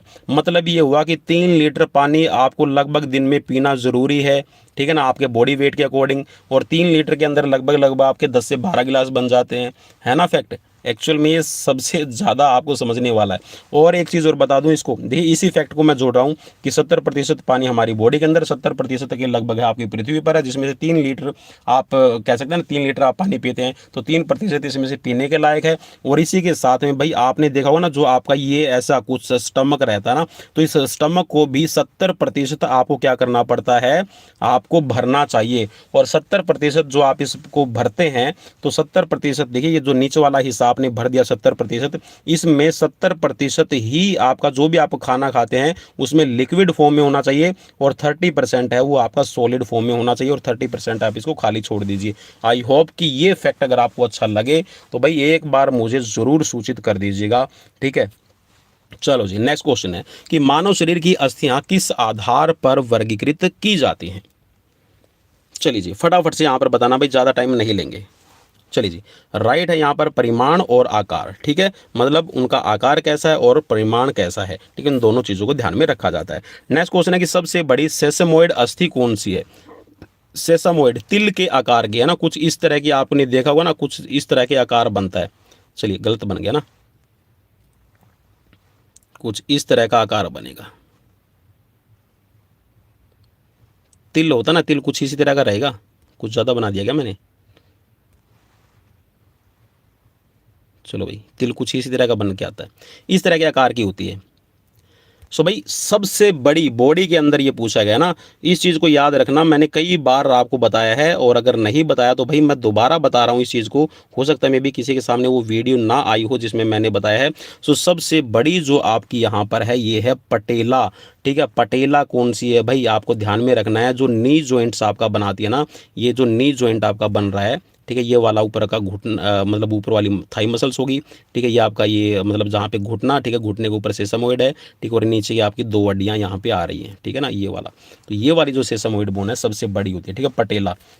चलिए जी, नेक्स्ट क्वेश्चन आपकी स्क्रीन पर आ गया भाई, फटाफट से यहाँ पर बताना कि दाएं हाथ की हड्डी की ओसिफिकेशन स्तर का उपयोग किस का निश्चय करने के लिए किया जाता है? चार ऑप्शंस आपकी स्क्रीन पर मौजूद हैं। चलो जी, ओसिफिकेशन जो हड्डी होती है ना, ओसिफिकेशन आपको बताना है कि दाएं हाथ की जो होती है उसका किस के लिए आपका यूज़ करते हैं, जनरली यूज़ किया जाता है भाई उसका। एक्चुअल में जो ओसिफिकेशन को चेक किया जाता है, टेस्टिंग की जाती है, तो इसमें आयु को चेक करने के लिए, ठीक है, एज का वेरिफिकेशन करने के लिए इसमें खिलाड़ियों के लिए आपका यूज़ किया जाता है। ठीक है, नेक्स्ट क्वेश्चन की तरफ बढ़ेंगे। क्वेश्चन आपकी स्क्रीन पर है, क्वेश्चन में पूछा गया कि ह्यूमरस हड्डी स्थित है कहाँ पर है भाई? ये तो इजी क्वेश्चन रहेगा मेरे ख्याल में आप सभी के लिए, है ना। ऊपरी लिम्ब, ऊपरी लिम्ब, ठीक है, अपर लिम्ब के अंदर होती है। अपर लिम्ब का मतलब हो गया भाई ये आपकी गर्दन हो गई है, ठीक है, ये वाला आपका शोल्डर वाला हिस्सा हो गया है। तो शोल्डर वाला जो ह्यूमरस है ना, यहाँ पे ये वाली जो आपका कंधे के अंदर जो आपका सॉकेट के अंदर जाके फंसती है, जो बाल एंड सॉकेट जॉइंट बनाता है उसके अंदर। नेक्स्ट क्वेश्चन आपकी स्क्रीन पर, क्वेश्चन में पूछा गया है कि कैल्शियम की आवश्यकता शरीर में इस कारण होती है, किसके लिए रहेगी भाई? तो देखिए, वैसे तो कैल्शियम अगर ना हो आपकी बॉडी में, ना तो आपका ब्लड क्लोटिंग होगी, ठीक है, बहुत सारी चीज़ें आपका कैल्शियम से रिलेट करती है। इवन आपका जो एनर्जी का प्रोडक्शन है उसमें भी कैल्शियम के आयंस है वो ज़रूरी रहते हैं। तो कैल्शियम तो बहुत ज़रूरी है भाई हर एक चीज़ के लिए। लेकिन यहाँ पर जो पूछा गया क्वेश्चन मेनली आपका हड्डियों से रिलेट कर रहा है, तो यहाँ पर आपके हड्डियों और दांतों को मजबूती देने के लिए आपका ज़रूरी रहेगा भाई। अगर क्वेश्चन अच्छे लग रहे हैं तो ज़रूर बताना भाई मुझे, ठीक है। नेक्स्ट क्वेश्चन है कि फेफड़ों की क्षमता को साधारणतः मापा जाता है। सो भाई बहुत ज़्यादा इजी रहेगा, कई बार मैं बता चुका हूँ। तो ये स्पायरोमीटर से आपका चेक किया जाता है। ऑप्शन आपका सी राइट रहेगा। नेक्स्ट क्वेश्चन है कि सहत की गई सांस में ऑक्सीजन का प्रतिशत कितना रहता है? सहत का मतलब आपको बताना पड़ेगा आप, है ना। सो इसको मैं आपको बता दूँ, ठीक है। तो ये मतलब होता है कि आप जो अंदर हवा लेते हैं, ठीक है, सहत का मतलब क्या होता है? अंदर ली जाने वाली हवा। चलिए जी, इसको हिंदी इंग्लिश में लिख दूँ ना, इनहेल, ठीक है भाई। इनहेल जो करते हैं तो इसके अंदर आपका कितना रहता है? ऑक्सीजन है जो है 21% रहती है, ठीक है ना भाई। आप जो इनहेल करते हैं 21% रहती है, लेकिन जब आप इसको बाहर छोड़ते हैं, ठीक है ना, जब बाहर छोड़ रहे हैं, एक्सेल जब आप कर रहे हैं, एक्सेल, ठीक है ना, अगर मैं इंग्लिश गलत नहीं लिख रहा हूँ तो ठीक है, एक्सेल जब आप करते हैं तो ये ऑक्सीजन की मात्रा है 16% हो जाती है, ठीक है। इसका मतलब क्या हुआ कि जो हमने ऑक्सीजन ली है वो यहाँ पर 5% के करीब है, हम ऑक्सीजन को यहाँ पर ऑब्जर्व कर पाते हैं। और जो कार्बन डाइऑक्साइड बाहर निकलती है, देखिए वैसे तो कार्बन डाइऑक्साइड यहाँ पर जो इनहेल की जाती है इसमें 0.03% रहती है, ठीक है। लेकिन जब आप एक्सेल करते हैं तो यही CO2, ठीक है, CO2 ये आपकी हो जाती है 4%, ठीक है भाई। ये क्वेश्चन आप पक्का कर लेना, आपका एग्जाम्स में मिल जाएगा इससे रिलेटेड भी। नेक्स्ट क्वेश्चन आपके स्क्रीन पर आ गया कि बोलने में श्वसन क्रिया का कौन सा भाग जिम्मेदार है? भाई जब मैं बोल रहा हूँ ना तो मेरा भी श्वसन क्रिया का एक भाग है, जिम्मेदार है। कौन सा है आपको बताना है। नेजल कैविटी है, ट्रैकिया है, लैरिंग्स है, या फिर फेरिंग्स है? चलो जी, जब मैं बोल रहा हूँ और आप बोल रहे हैं, ठीक है, तो इसमें लैरिंग्स का मेन रोल रहता है, ठीक है। लैरिंग्स को ही मेनली आपका जो कंठ है, या फिर हम इसको ग्लोटिस, ठीक है, एपिग्लोटिस बोलते हैं, ठीक है। नेक्स्ट क्वेश्चन की तरफ बढ़ेंगे। इसको साउंड बॉक्स के तौर पे भी कई बार है ना बोल देते हैं। नेक्स्ट क्वेश्चन की तरफ बढ़ेंगे। क्वेश्चन आपकी स्क्रीन पर, क्वेश्चन में पूछा गया है कि हमारे फुफ्फुस, फुफ्फुस का मतलब होता है हमारे जो फेफड़े होते हैं, कुल औसत पृष्ठ विस्तार कितना है, मतलब ये कितने स्क्वायर मीटर के अंदर है फैल सकते हैं। चलिए जी, चार ऑप्शन आपकी स्क्रीन पर मौजूद है, ठीक है भाई। जो इसका आपका सरफेस एरिया अगर हम बात कर रहे हैं ना, तो इसका सरफेस एरिया आपको बताना है साथ, और राइट हो जाएगा यहाँ पर 75, ठीक है, लगभग, ठीक है भाई। थोड़ा बहुत ऊपर नीचे होगा तो मोस्टली रिलायबल आपका जो है 75 स्क्वायर मीटर, इतने क्षेत्र के अंदर आपके जो फुफ्फुस का मतलब है, यहाँ पर जो लंग्स है ना, लंग्स का फैलाव, मतलब इसके अंदर जितने एल्वियोलीज हैं, मतलब एक आप ये मान के चलिए यार कि जो एक टेनिस कोर्ट है ना, टेनिस कोर्ट पूरा का पूरा, उसके अंदर कितना आप देख लीजिए, वो मेरे ख्याल में 75 स्क्वायर मीटर के करीब हो जाएगा। ठीक है, इतने के अंदर ये आराम से फैल जाते हैं। नेक्स्ट क्वेश्चन की तरफ बढ़ेंगे। क्वेश्चन आपकी स्क्रीन पर, क्वेश्चन में यहाँ पर पूछा गया है कि खाद्य अणुबंधों की ऊर्जा से बने उच्च ऊर्जा वाले यौगिकों को जो हमारी कोशिकाओं में छोड़े और रखे जाते हैं निम्नलिखित में से क्या कहा जाता है। देखिए हमारी जो बॉडी में आपका मेनली जो आपका कह सकते हैं ना, जो बॉडी के अंदर जो भी आप खाते हैं, ठीक है, वो एक्चुअल में किस तौर पे आपका बन रहा है।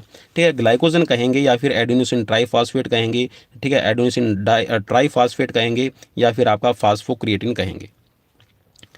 चलिए जी, चार ऑप्शंस आपकी स्क्रीन पर मौजूद हैं। तो देखिए मेनली आपकी बॉडी के अंदर जो मॉलिक्यूल्स होते हैं, देखिए वैसे तो ग्लाइकोजन आपका बॉडी के अंदर कार्बोहाइड्रेट से क्या बनता है, ग्लाइकोजन बनता है। ग्लाइकोजन से फिर आपका ग्लूकोज बनेगा, ग्लूकोज से फिर आपकी एडीपी निकलती है और एडीपी से फिर आपका एटीपी बनता है ना। सो यहाँ पर एडीपी की फॉर्म में रखे नहीं भाई, एटीपी की फॉर्म में भाई, एटीपी, हाँ एटीपी, एटीपी आपका रखा जाता है, एडिनोसिन ट्राइफॉस्फेट। मैं एडीपी वाला पढ़ गया था। सो इसमें एडोनिसिन ट्राइफॉस्फेट रहेगा, ऑप्शन एटीपी। इसको आप ना एटीपी लिख लीजिएगा। चलिए भाई, क्या लिख दिया, एटीपी। ठीक है, नेक्स्ट क्वेश्चन। क्वेश्चन है कि प्लाज्मा में कितने प्रतिशत पानी होता है। हमारी बॉडी के अंदर तो आपने देख लिया कि 70% है, लेकिन प्लाज्मा में कितने प्रतिशत पानी की मात्रा होती है। सो राइट ऑप्शन ले लेते हैं और राइट ऑप्शन के साथ में यहाँ पर चलिए जी मैं आपको बता दूं, यहाँ पर हमारी बॉडी के अंदर लगभग जो प्लाज्मा होता है उसमें 90 से 92% है आपका पानी की मात्रा रहती है। इसके साथ में है लगभग जो आपका बाकी का, इसमें कह सकते हैं ना 90 मतलब 7 से 8% के करीब है। 8% वैसे बोला जाता है, 7 से 8% फिर भी मैं लिख रहा हूँ। ठीक है, 8% के करीब है आपका प्रोटीन इसके अंदर रहेगा। ठीक है भाई, आपका प्रोटीन रहेगा। और इसके अलावा देखिए जो जल की मात्रा है ना, थोड़ा सा आपका, जैसे अब ये यहाँ पर 90 लिखा हुआ है, कहीं पे आपको 90 से 91 लिखा हुआ, कहीं पे 90 से 92 लिखा रहता है। ठीक है, तो ये रिलाई करता है और लगभग लगभग थोड़ा सा इसमें ना 0.5 प्लस, ठीक है 0.5 प्लस है ना, इसमें आपके मिनरल्स आपके शामिल रहते हैं। नेक्स्ट क्वेश्चन की तरफ बढ़ेंगे भाई। क्वेश्चन है आपकी स्क्रीन पर, चलिए जी थोड़ा सा मैं इसको क्वेश्चन को छोटा कर दूं ताकि आपकी स्क्रीन पर विजिबल हो। देखिए 2 सूचियां दी गई है, इन दोनों सूचियों को आपको मिलान करना है। ठीक है ना, चलो जी 1 2। बाह्य कोशिकी जल, अंत कोशिकी जल, वसा और प्रोटीन, आपको बताना है किससे मैच करेगा।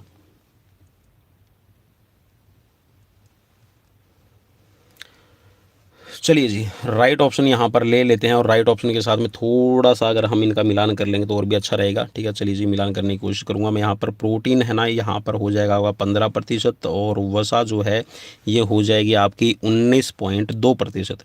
ठीक है, इनका मुझे ध्यान में है भाई। और वसा, चलिए जी वसा डी है, डी वाला हो गया है आपका 3 से मिलान कर रहा है डी वाला, और फिर एक 2 में मिलान कर रहा है वसा वाला। तो यहाँ पर भाई ये वाला आपको मिल गया है ऑप्शन ए के अंदर। ठीक है ना भाई, ऑप्शन ए के अंदर मिल गया है। तो ऑप्शन ए के हिसाब से अब इसमें आप देख लीजिएगा, ए का हो गया है यहाँ पर आपका 5th। ठीक है ना, 5th हो गया। अरे क्या मिला दिया मैंने, चलो।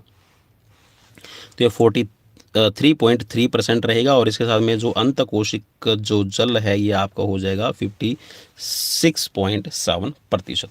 नेक्स्ट क्वेश्चन की तरफ बढ़ेंगे। क्वेश्चन आपकी स्क्रीन पर है और फिर से यहाँ पर आपको दिया गया है, ये एक्चुअल में आपका लेसन प्लान से रिलेटेड ही एक क्वेश्चन है। ठीक है, जिसमें भाषण मतलब व्याख्यान है, प्रदर्शन है, ठीक है, अनुस्थापन है, प्रपठन और मूल्यांकन इवैल्यूएशंस। ठीक है, और इसके साथ में पर्यवेक्षण, मौखिक व्याख्या, अन्वेषण और विचार विमर्श। एक्चुअल में आपको यहाँ पर इनकी सीक्वेंस बतानी है। चलिए जी इनकी सीक्वेंस बतानी है भाई।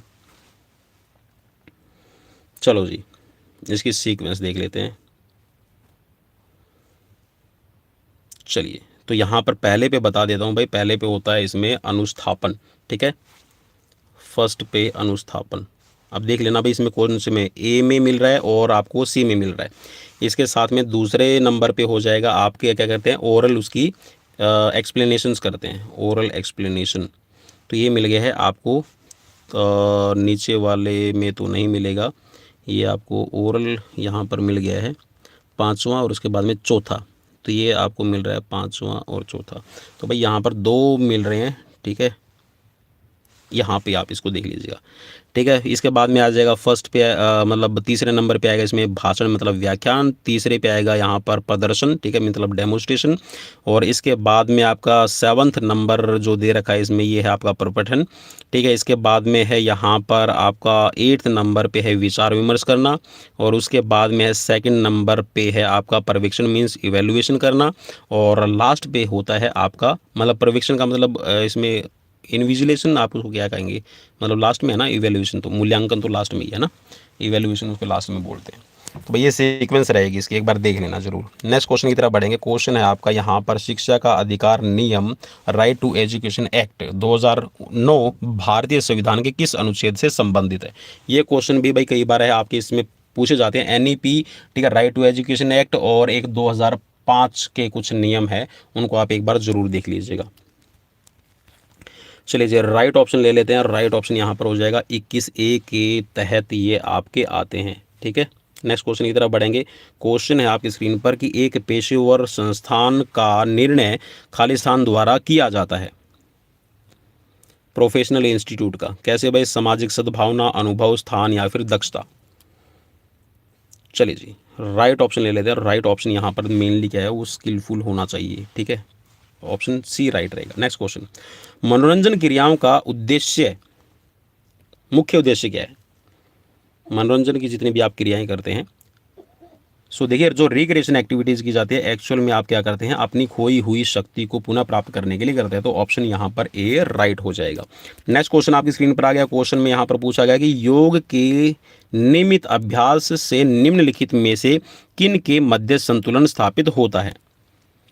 तो देखिए योग का हम क्या बोलते हैं, आत्मा का परमात्मा से मिलन बोलते हैं ना, तो कुछ इसी तरह का आपका यहाँ पर रहने वाला है, आत्मा का परमात्मा से मिलन। तो ये आत्मा का परमात्मा से मिलन का मतलब यहाँ पर होगा कि शरीर भी आपका स्वस्थ रहेगा, क्योंकि हम बॉडी को फ्लेक्सिबल बना लेते हैं, वेट कंट्रोल रहता है, निरोग रहते हैं, ठीक है, मन भी शांत रहता है, और आत्मा मतलब हम समाधि की तरफ भी बढ़ जाते हैं। सो ये आपका अष्टांग योग से ही रिलेट आपका रहेगा, ठीक है ना। सो ऑप्शन आपका डी राइट हो जाएगा, शरीर, मन और आत्मा। नेक्स्ट क्वेश्चन है कि निम्नलिखित में कौन क्रिया के अंतर्गत नहीं है। षटकर्म की यहाँ पर बात की गई है, ठीक है, षटकर्म है, शुद्धि क्रिया है, इनको बोला जाता है, तो यहाँ पर षटकर्म के अंदर नहीं आता है। कपालभाति, नाड़ी शुद्धि, नेति या फिर त्राटक। सो राइट ऑप्शन यहाँ पर हो जाएगा आपका जो नाड़ी शुद्धि है ये आपका नहीं आता है, बाकी इसमें कपालभाति, नेति, त्राटक, बस्ती, ठीक है, इन चीज़ों को याद रखना, ठीक है। और बस्ती के साथ में आपका न्योली क्रिया, ठीक है, ये आपके शामिल रहते हैं, है ना। और कपालभाति है, धोती है, बस्ती है, नेति है, भाई आ ही गए है ना, लगभग सभी आ गए। चलिए जी नेक्स्ट क्वेश्चन की तरफ बढ़ेंगे। क्वेश्चन है आपकी स्क्रीन पर, क्वेश्चन में पूछा गया कि निम्नलिखित में से, चलिए भाई थोड़ा सा क्वेश्चन को बड़ा कर दो, है ना। क्वेश्चन आपकी स्क्रीन पर है कि निम्नलिखित में से कौन सा योगाभ्यास खास तौर पर मधुमेह मीन्स डायबिटीज़ की बीमारी को ठीक करता है। बीमारी डायबिटीज़ को ठीक करने के लिए कौन सा आसन सही रहेगा। सो भाई देखिए जो डायबिटिक पेशेंट है, अगर आप उसको सिद्धासन वगैरह करवाते, सिद्धासन मतलब जो सुखासन में बैठते हैं ना, तो उसमें तो ज़्यादा हेल्प नहीं करेगा, लेकिन जो सिद्धासन है वो वैसे हार्ट अटैक के जो रोगी होते हैं उनके लिए ठीक रहेगा, मतलब आपका बॉडी का ब्लड प्रेशर है नॉर्मल रहेगा। जो मयूरासन आप करते हैं एक्चुअल में वो ओबेसिटी को कम करने के लिए करते हैं, ठीक है। मकरासन है ये आपका मतलब आपकी बॉडी को रिलैक्स करने का काम करेगा, ठीक है ना, तो इसमें तो आप इसको नहीं ऐड कर पाएंगे। वज्रासन जो है ना, देखिए एक्चुअल में वज्रासन क्या करता है, मेनली आपके डाइजेस्टिव सिस्टम को, आपने देखा भी होगा, बोला भी जाता है कि खाना खाने के बाद, खाना खाने से पहले, या फिर खाना भी आप इस पोजीशन में बैठ के खा सकते हैं। तो एक्चुअल में ये आपकी बॉडी का डाइजेस्टिव सिस्टम को इंप्रूव करता है, और जिससे आपकी बॉडी का इंसुलिन तो शायद ज़्यादा ना बने भाई, क्योंकि डायबिटिक पेशेंट है, लेकिन आपकी बॉडी के अंदर खाना अच्छे से सुपाच्य हो जाएगा। नेक्स्ट क्वेश्चन की तरफ बढ़ेंगे। क्वेश्चन है कि किस प्रकार का भोजन सबसे अच्छा योगा करने वाले के लिए रहता है। देखिए तामसिक राजसिक जो है ना, राजा की तरह अगर आप ठूस ठूस के खाएंगे तो मोटे हो जाओगे भैया, इतना तो मुझे ही पता है, चाहे मैं भी क्यों ना हूँ यार, ठीक है, तो हम इतना तो हम नहीं कर पाएंगे। तो हमारे लिए शुद्ध सात्विक आहार बोला था ना, शुद्ध सात्विक आहार होना चाहिए, मतलब जिसके अंदर सिर्फ आपकी रिक्वायरमेंट के अकॉर्डिंग ही उतना ही भोजन और ऊर्जा मतलब कैलोरीज हो, ठीक है, ज़्यादा कैलोरीज वाला सात्विक। सात्विक का मतलब होता है जिसके अंदर भाई आप कहते हैं ना तड़क भड़क वाला ना हो, तड़के वाला ना हो, स्पाइसी ना हो, जंक फूड वगैरह है जिसमें आप रिलेट करते हैं, मांस मच्छी वगैरह ना हो, तो सात्विक होना जरूरी है। नेक्स्ट क्वेश्चन की तरफ बढ़ेंगे भाई। क्वेश्चन आपकी स्क्रीन पर है कि जॉनसन बास्केटबॉल परीक्षण से कौन सा संबंधित नहीं है। 4 ऑप्शंस आपकी स्क्रीन पर मौजूद है। तो भाई जॉनसन बास्केटबॉल से कौन सा संबंधित नहीं है। तो आपने एक पैनी कप टेस्ट का तो नाम ज़रूर सुना होगा, है ना। तो अभी अभी हमने देखा था और पैनी कप टेस्ट से रिलेटेड भी हमने किया था। तो जो जॉनसन बास्केटबॉल है इसके अंदर 3 चीज़ें आती हैं। एक तो आता है फील्ड गोल स्पीड टेस्ट, इसके साथ में बॉल थ्रो फॉर एक्यूरेसी, और इसके साथ में ड्रिबल टेस्ट, ठीक है। तो 3 रहते हैं। पैनी कप जो टेस्ट है इसका पार्ट नहीं है। नेक्स्ट क्वेश्चन आपकी स्क्रीन पर है PIB means plastic indicator board आपका कौन से इवेंट में आपका रिलेट करता है। प्लास्टिसिन इंडिकेटर, प्लास्टिसिन इंडिकेटर भाई एक्चुअल में ये आपका कहाँ यूज़ होता है, ये लॉन्ग जंप के अंदर यूज़ होता है, जिसमें आपने देखा होगा एक आपका 20 सेंटीमीटर चौड़ाई का एक फट्टा लगाया जाता है जिसको आप टेक ऑफ बोर्ड बोलते हो, और उसके बिल्कुल ठीक आगे यहाँ पर, ठीक है, यहाँ पर ठीक आगे, ठीक है, 6 mm उसकी लगभग ऊंचाई रहेगी, ठीक है, 10 सेंटीमीटर की उसकी गहराई रहती है, और ये आपका यहाँ पर लगाया जाता है। और जैसे ही इस पर आपका थोड़ा सा भी पाँव टच हुआ तभी की तभी यहाँ पर आपका इंडिकेशन मिल जाएगा कि आपने फाउल किया है, ठीक है। तो प्लास्टिसिन इंडिकेटर है आपका लॉन्ग जंप में यूज़ किया जाता है। नेक्स्ट क्वेश्चन है आपका यहाँ पर AAHPERD अफर्ड, ठीक है भाई। अफर्ड की फुल फॉर्म आपसे पूछी गई है। American alliance for health physical education recreation and dance, है ना। सो American alliance for health and physical education, ठीक है। तो ये आपको ऊपर वाले में भी मिल रहा है, इसके तरह में रिक्रूटमेंट वाला नहीं है भाई। सो ये आपका पहला ही राइट हो जाएगा भाई, ठीक है ना। सो ऑप्शन ए यहाँ पर राइट रहेगा। नेक्स्ट क्वेश्चन की तरफ बढ़ेंगे। क्वेश्चन है आपकी स्क्रीन पर, चलिए जी क्वेश्चन ले लेते हैं। कहाँ गया क्वेश्चन, हाँ चलिए जी।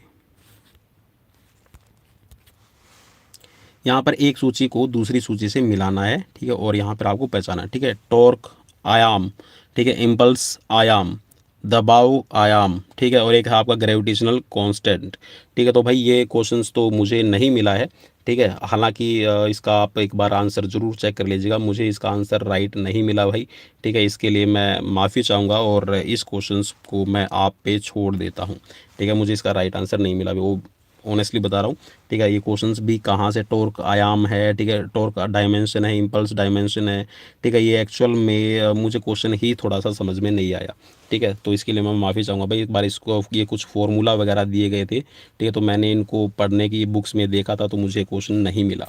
नेक्स्ट क्वेश्चन ले लेता हूँ भाई। नेक्स्ट क्वेश्चन आपकी स्क्रीन पर आ गया है, इसको एक बार जरूर चेक कर लीजिएगा भाई। नेक्स्ट क्वेश्चन आपकी स्क्रीन पर है कि प्री क्वार्टर फाइनल में कुल टीमों या खिलाड़ियों की संख्या प्री क्वार्टर में कितने होते हैं भाई। देखिए सेमीफाइनल में आपकी 4 टीमें रहती हैं, फाइनल में आपकी 2 टीमें रहती हैं, क्वार्टर फाइनल जो होता है उसमें आपकी 8 टीमें रहती हैं, और प्री क्वार्टर फाइनल में आपकी 16 टीमें रहती हैं, ठीक है। इसको आपने ध्यान में रखना है, प्री क्वार्टर फाइनल में आपकी 16 हो जाएंगी। नेक्स्ट क्वेश्चन आपका, और ये मेरा फेवरेट क्वेश्चन है भाई, किस लेन के स्टैगर डिस्टेंस को ज्ञात करने के लिए कौन सा फॉर्मूला लगाया जाता है। मतलब कोई भी लेन है, ठीक है, ट्रैक के अंदर जो आपकी लेन दी जाती है, अगर उसमें आपको यहाँ पर स्टैगर दिया जाता है, ठीक है, डिस्टेंस को पता लगाने के लिए, मतलब कि आपको यहाँ पर एक्चुअल में 400 मीटर ही दौड़ाना है। अगर आप 8वीं लेन में भी दौड़ा रहे हैं ना तो आपको सिर्फ 400 मीटर ही दौड़ाना है, ठीक है। अगर आप 8वीं लेन में दौड़ा रहे हैं और अगर आप 200 मीटर की रेस करवा रहे हैं तो उसमें भी एक फॉर्मूला लगाया जाता है जिसको हाफ स्टैगर फॉर्मूला कहा जाता है। तो यहाँ पे ये पूछा गया है कि अगर आप स्टैगर दे रहे हैं तो कौन सा फॉर्मूला आप यूज़ करेंगे, ठीक है। चलिए जी राइट ऑप्शन यहाँ पर आपको बताना है, और राइट ऑप्शन मैं यहाँ फटाफट से बता देता हूँ आपको। सो यहाँ पर हो जाएगा आपका W/N-1 ब्रैकेट क्लोज, उसके बाद में, ठीक है, इनटू आपको करना है, ठीक है, -10 यहाँ पर 10 सेंटीमीटर है, इसके बाद में 2, ठीक है, यहाँ पर आपको इनटू 2 पाई, ठीक है। तो ये फॉर्मूला आपका इस्तेमाल होता है आपका स्टैगर देने के लिए, और पहले लेन का कभी भी स्टैगर नहीं होता। एक क्वेश्चन भाई मुझसे इंटरव्यू में पूछा गया था, और जब मैंने बताया था कि I am belong from athletics and track and field, so उन्होंने बोला था चलिए ये बता दीजिए कि फर्स्ट लेन का स्टैगर क्या होगा। तो मैंने बोला था कि 0 ही रहेगा। बोला 0 क्यों हो जाएगा, 7.4 रहेगा। मतलब 7.4 जो होता है वो आपका सेकंड लेन का होता है, ठीक है। फिर उन्होंने मुझसे क्वेश्चन ये किया था कि पहली लेन का स्टैगर है वो मतलब जो दिया जाता है वो 0 ही रहता है एक्चुअल में, ठीक है, मतलब नहीं निकाला जाता।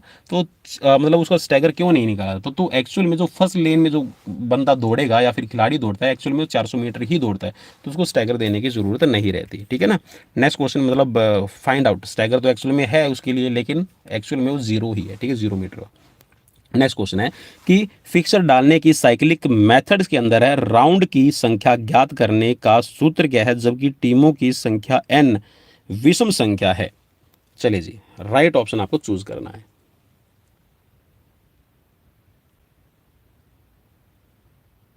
देखिए साइक्लिक मेथड आप डाल रहे हैं, ठीक है, साइक्लिक मेथड से आप करवा रहे हैं, ठीक है। यहाँ पर राउंड आपको ज्ञात करने हैं, ठीक है। साइक्लिक मेथड एक्चुअल में ये पजल करने के लिए आपको लिख दिया है। साइक्लिक मेथड कौन सी विधि के अंदर आपका यूज़ किया जाता है, इसको आपने ध्यान में रखना है। तो जो साइक्लिक मेथड है ये देखिए आपका लीग टूर्नामेंट का मेथड है। अब लीग टूर्नामेंट के अंदर कौन सा आपका मेथड यूज़ किया जाएगा, सिंगल लीग टूर्नामेंट के लिए, ठीक है ना।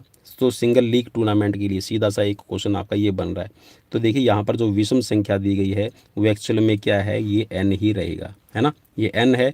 अब यहाँ पर पूछा गया है कि अगर आप ये बोला कि जबकि टीमों की संख्या है आपकी n जो है ये विषम संख्या है, तो एक्चुअल में यहाँ पर जो लीग मैचेस जो आपके करवाए जाते हैं वो साइक्लिक मेथड में ही करवाए जाते हैं।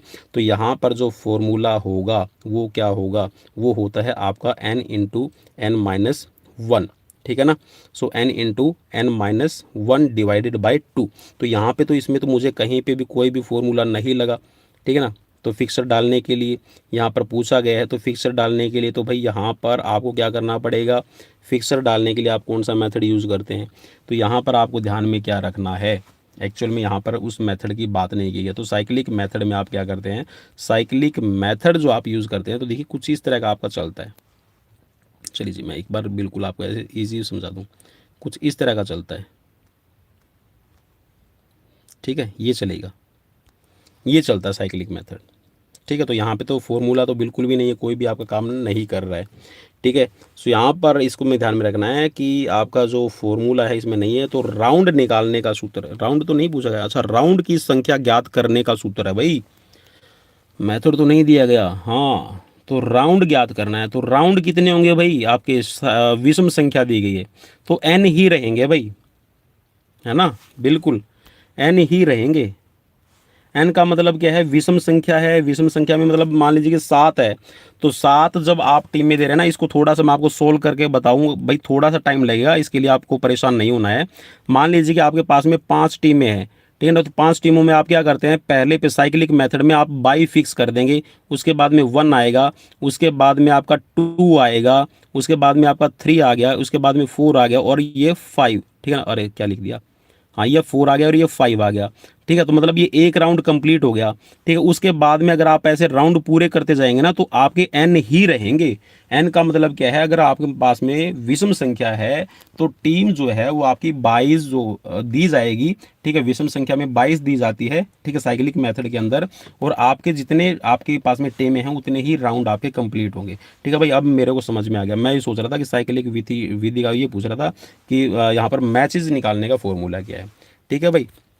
अगर ये समझ में नहीं आया हो ना तो इसके अलावा भी मैं आपको अलग से समझा दूंगा भाई इस वीडियो में, मतलब इस वीडियो के बाद में कोई वीडियो लेके आऊँगा, वहाँ पर आपको समझा दूंगा। थोड़ा सा लंबा प्रोसेस रहेगा, ठीक है, उसको समझाने के लिए बोर्ड पे ही करवाना पड़ेगा आप सभी को। नेक्स्ट क्वेश्चन है कि ओलंपिक के प्रतीक चिन्ह में बना पीला छल्ला किस महाद्वीप का प्रतीक है। तो भाई पीला छल्ला किसका प्रतीक है, सिंबलाइज किसको करता है भाई, आपके लिए बहुत ईजी रहेगा, मेरे ख्याल में एशिया को प्रतीक करता है भाई, याद रखना। नेक्स्ट क्वेश्चन आपका कि पहले जो आपके स्पेशल ओलंपिक खेलों की मेज़बानी है किस देश ने की थी। फर्स्ट जो आपके स्पेशल ओलंपिक है किसने मेज़बानी की थी भाई, यहाँ पर अभी हमारे पास में कह सकते हैं कि हमारे जो क्वेश्चंस है यहाँ पे देखिए वापस से हम 80 पे आ रहे हैं, और हमने 80 से स्टार्ट किया था 180 तक आ गए हैं। तो हम यहाँ पर अभी कह सकते हैं कि 99 नंबर क्वेश्चन, वैसे 79 नंबर है ये, ठीक है। तो यहाँ पर हम पहुँच चुके हैं। चलिए जी, राइट ऑप्शन यहाँ पर ले लेते हैं। तो राइट ऑप्शन यहाँ पर हो जाएगा भाई, अमेरिका ने इसकी मेज़बानी की थी। और आपको याद नहीं तो मैं बता देता हूँ, 1968 के अंदर स्पेशल ओलंपिक आपके करवाए गए थे। और लगभग लगभग इसके अंदर आपके ना तो 1000 जो प्लेयर है वो शामिल किए गए थे स्पेशल ओलंपिक के अंदर, ठीक है। और हाँ, इसके अंदर यही है, शिकागो नहीं, अमेरिका, हाँ इसमें है ना स्पेशल ओलंपिक के अंदर अमेरिका कनाडा से मेरे ख्याल में खिलाड़ियों ने भाग लिया था। 1000 प्लेयर यहाँ पर, इतना तो मुझे याद है कि 1000 प्लेयर्स ने यहाँ पर इसमें पार्टिसिपेट किया था। देखिए भाई, जब चीज़ें डिटेल में पढ़ते हैं ना तो ध्यान में रहता है ना। चलिए जी, नेक्स्ट क्वेश्चन आपकी स्क्रीन पर, और आज का लास्ट क्वेश्चन रहेगा भाई। क्वेश्चन यहाँ पर पूछा गया कि अंतर्राष्ट्रीय ओलंपिक समिति का मुख्यालय कहाँ है। अरे सर जी, ये तो बहुत ईजी क्वेश्चन आ गया ना। चलिए जी, राइट ऑप्शन यहाँ पर है स्विट्जरलैंड, लोसाने स्विट्जरलैंड के अंदर है आपका इंटरनेशनल ओलंपिक कमेटी का जो मुख्यालय है वो बना हुआ है, ठीक है। और इसकी स्थापना है आपकी 23 जून 1894 को की गई थी।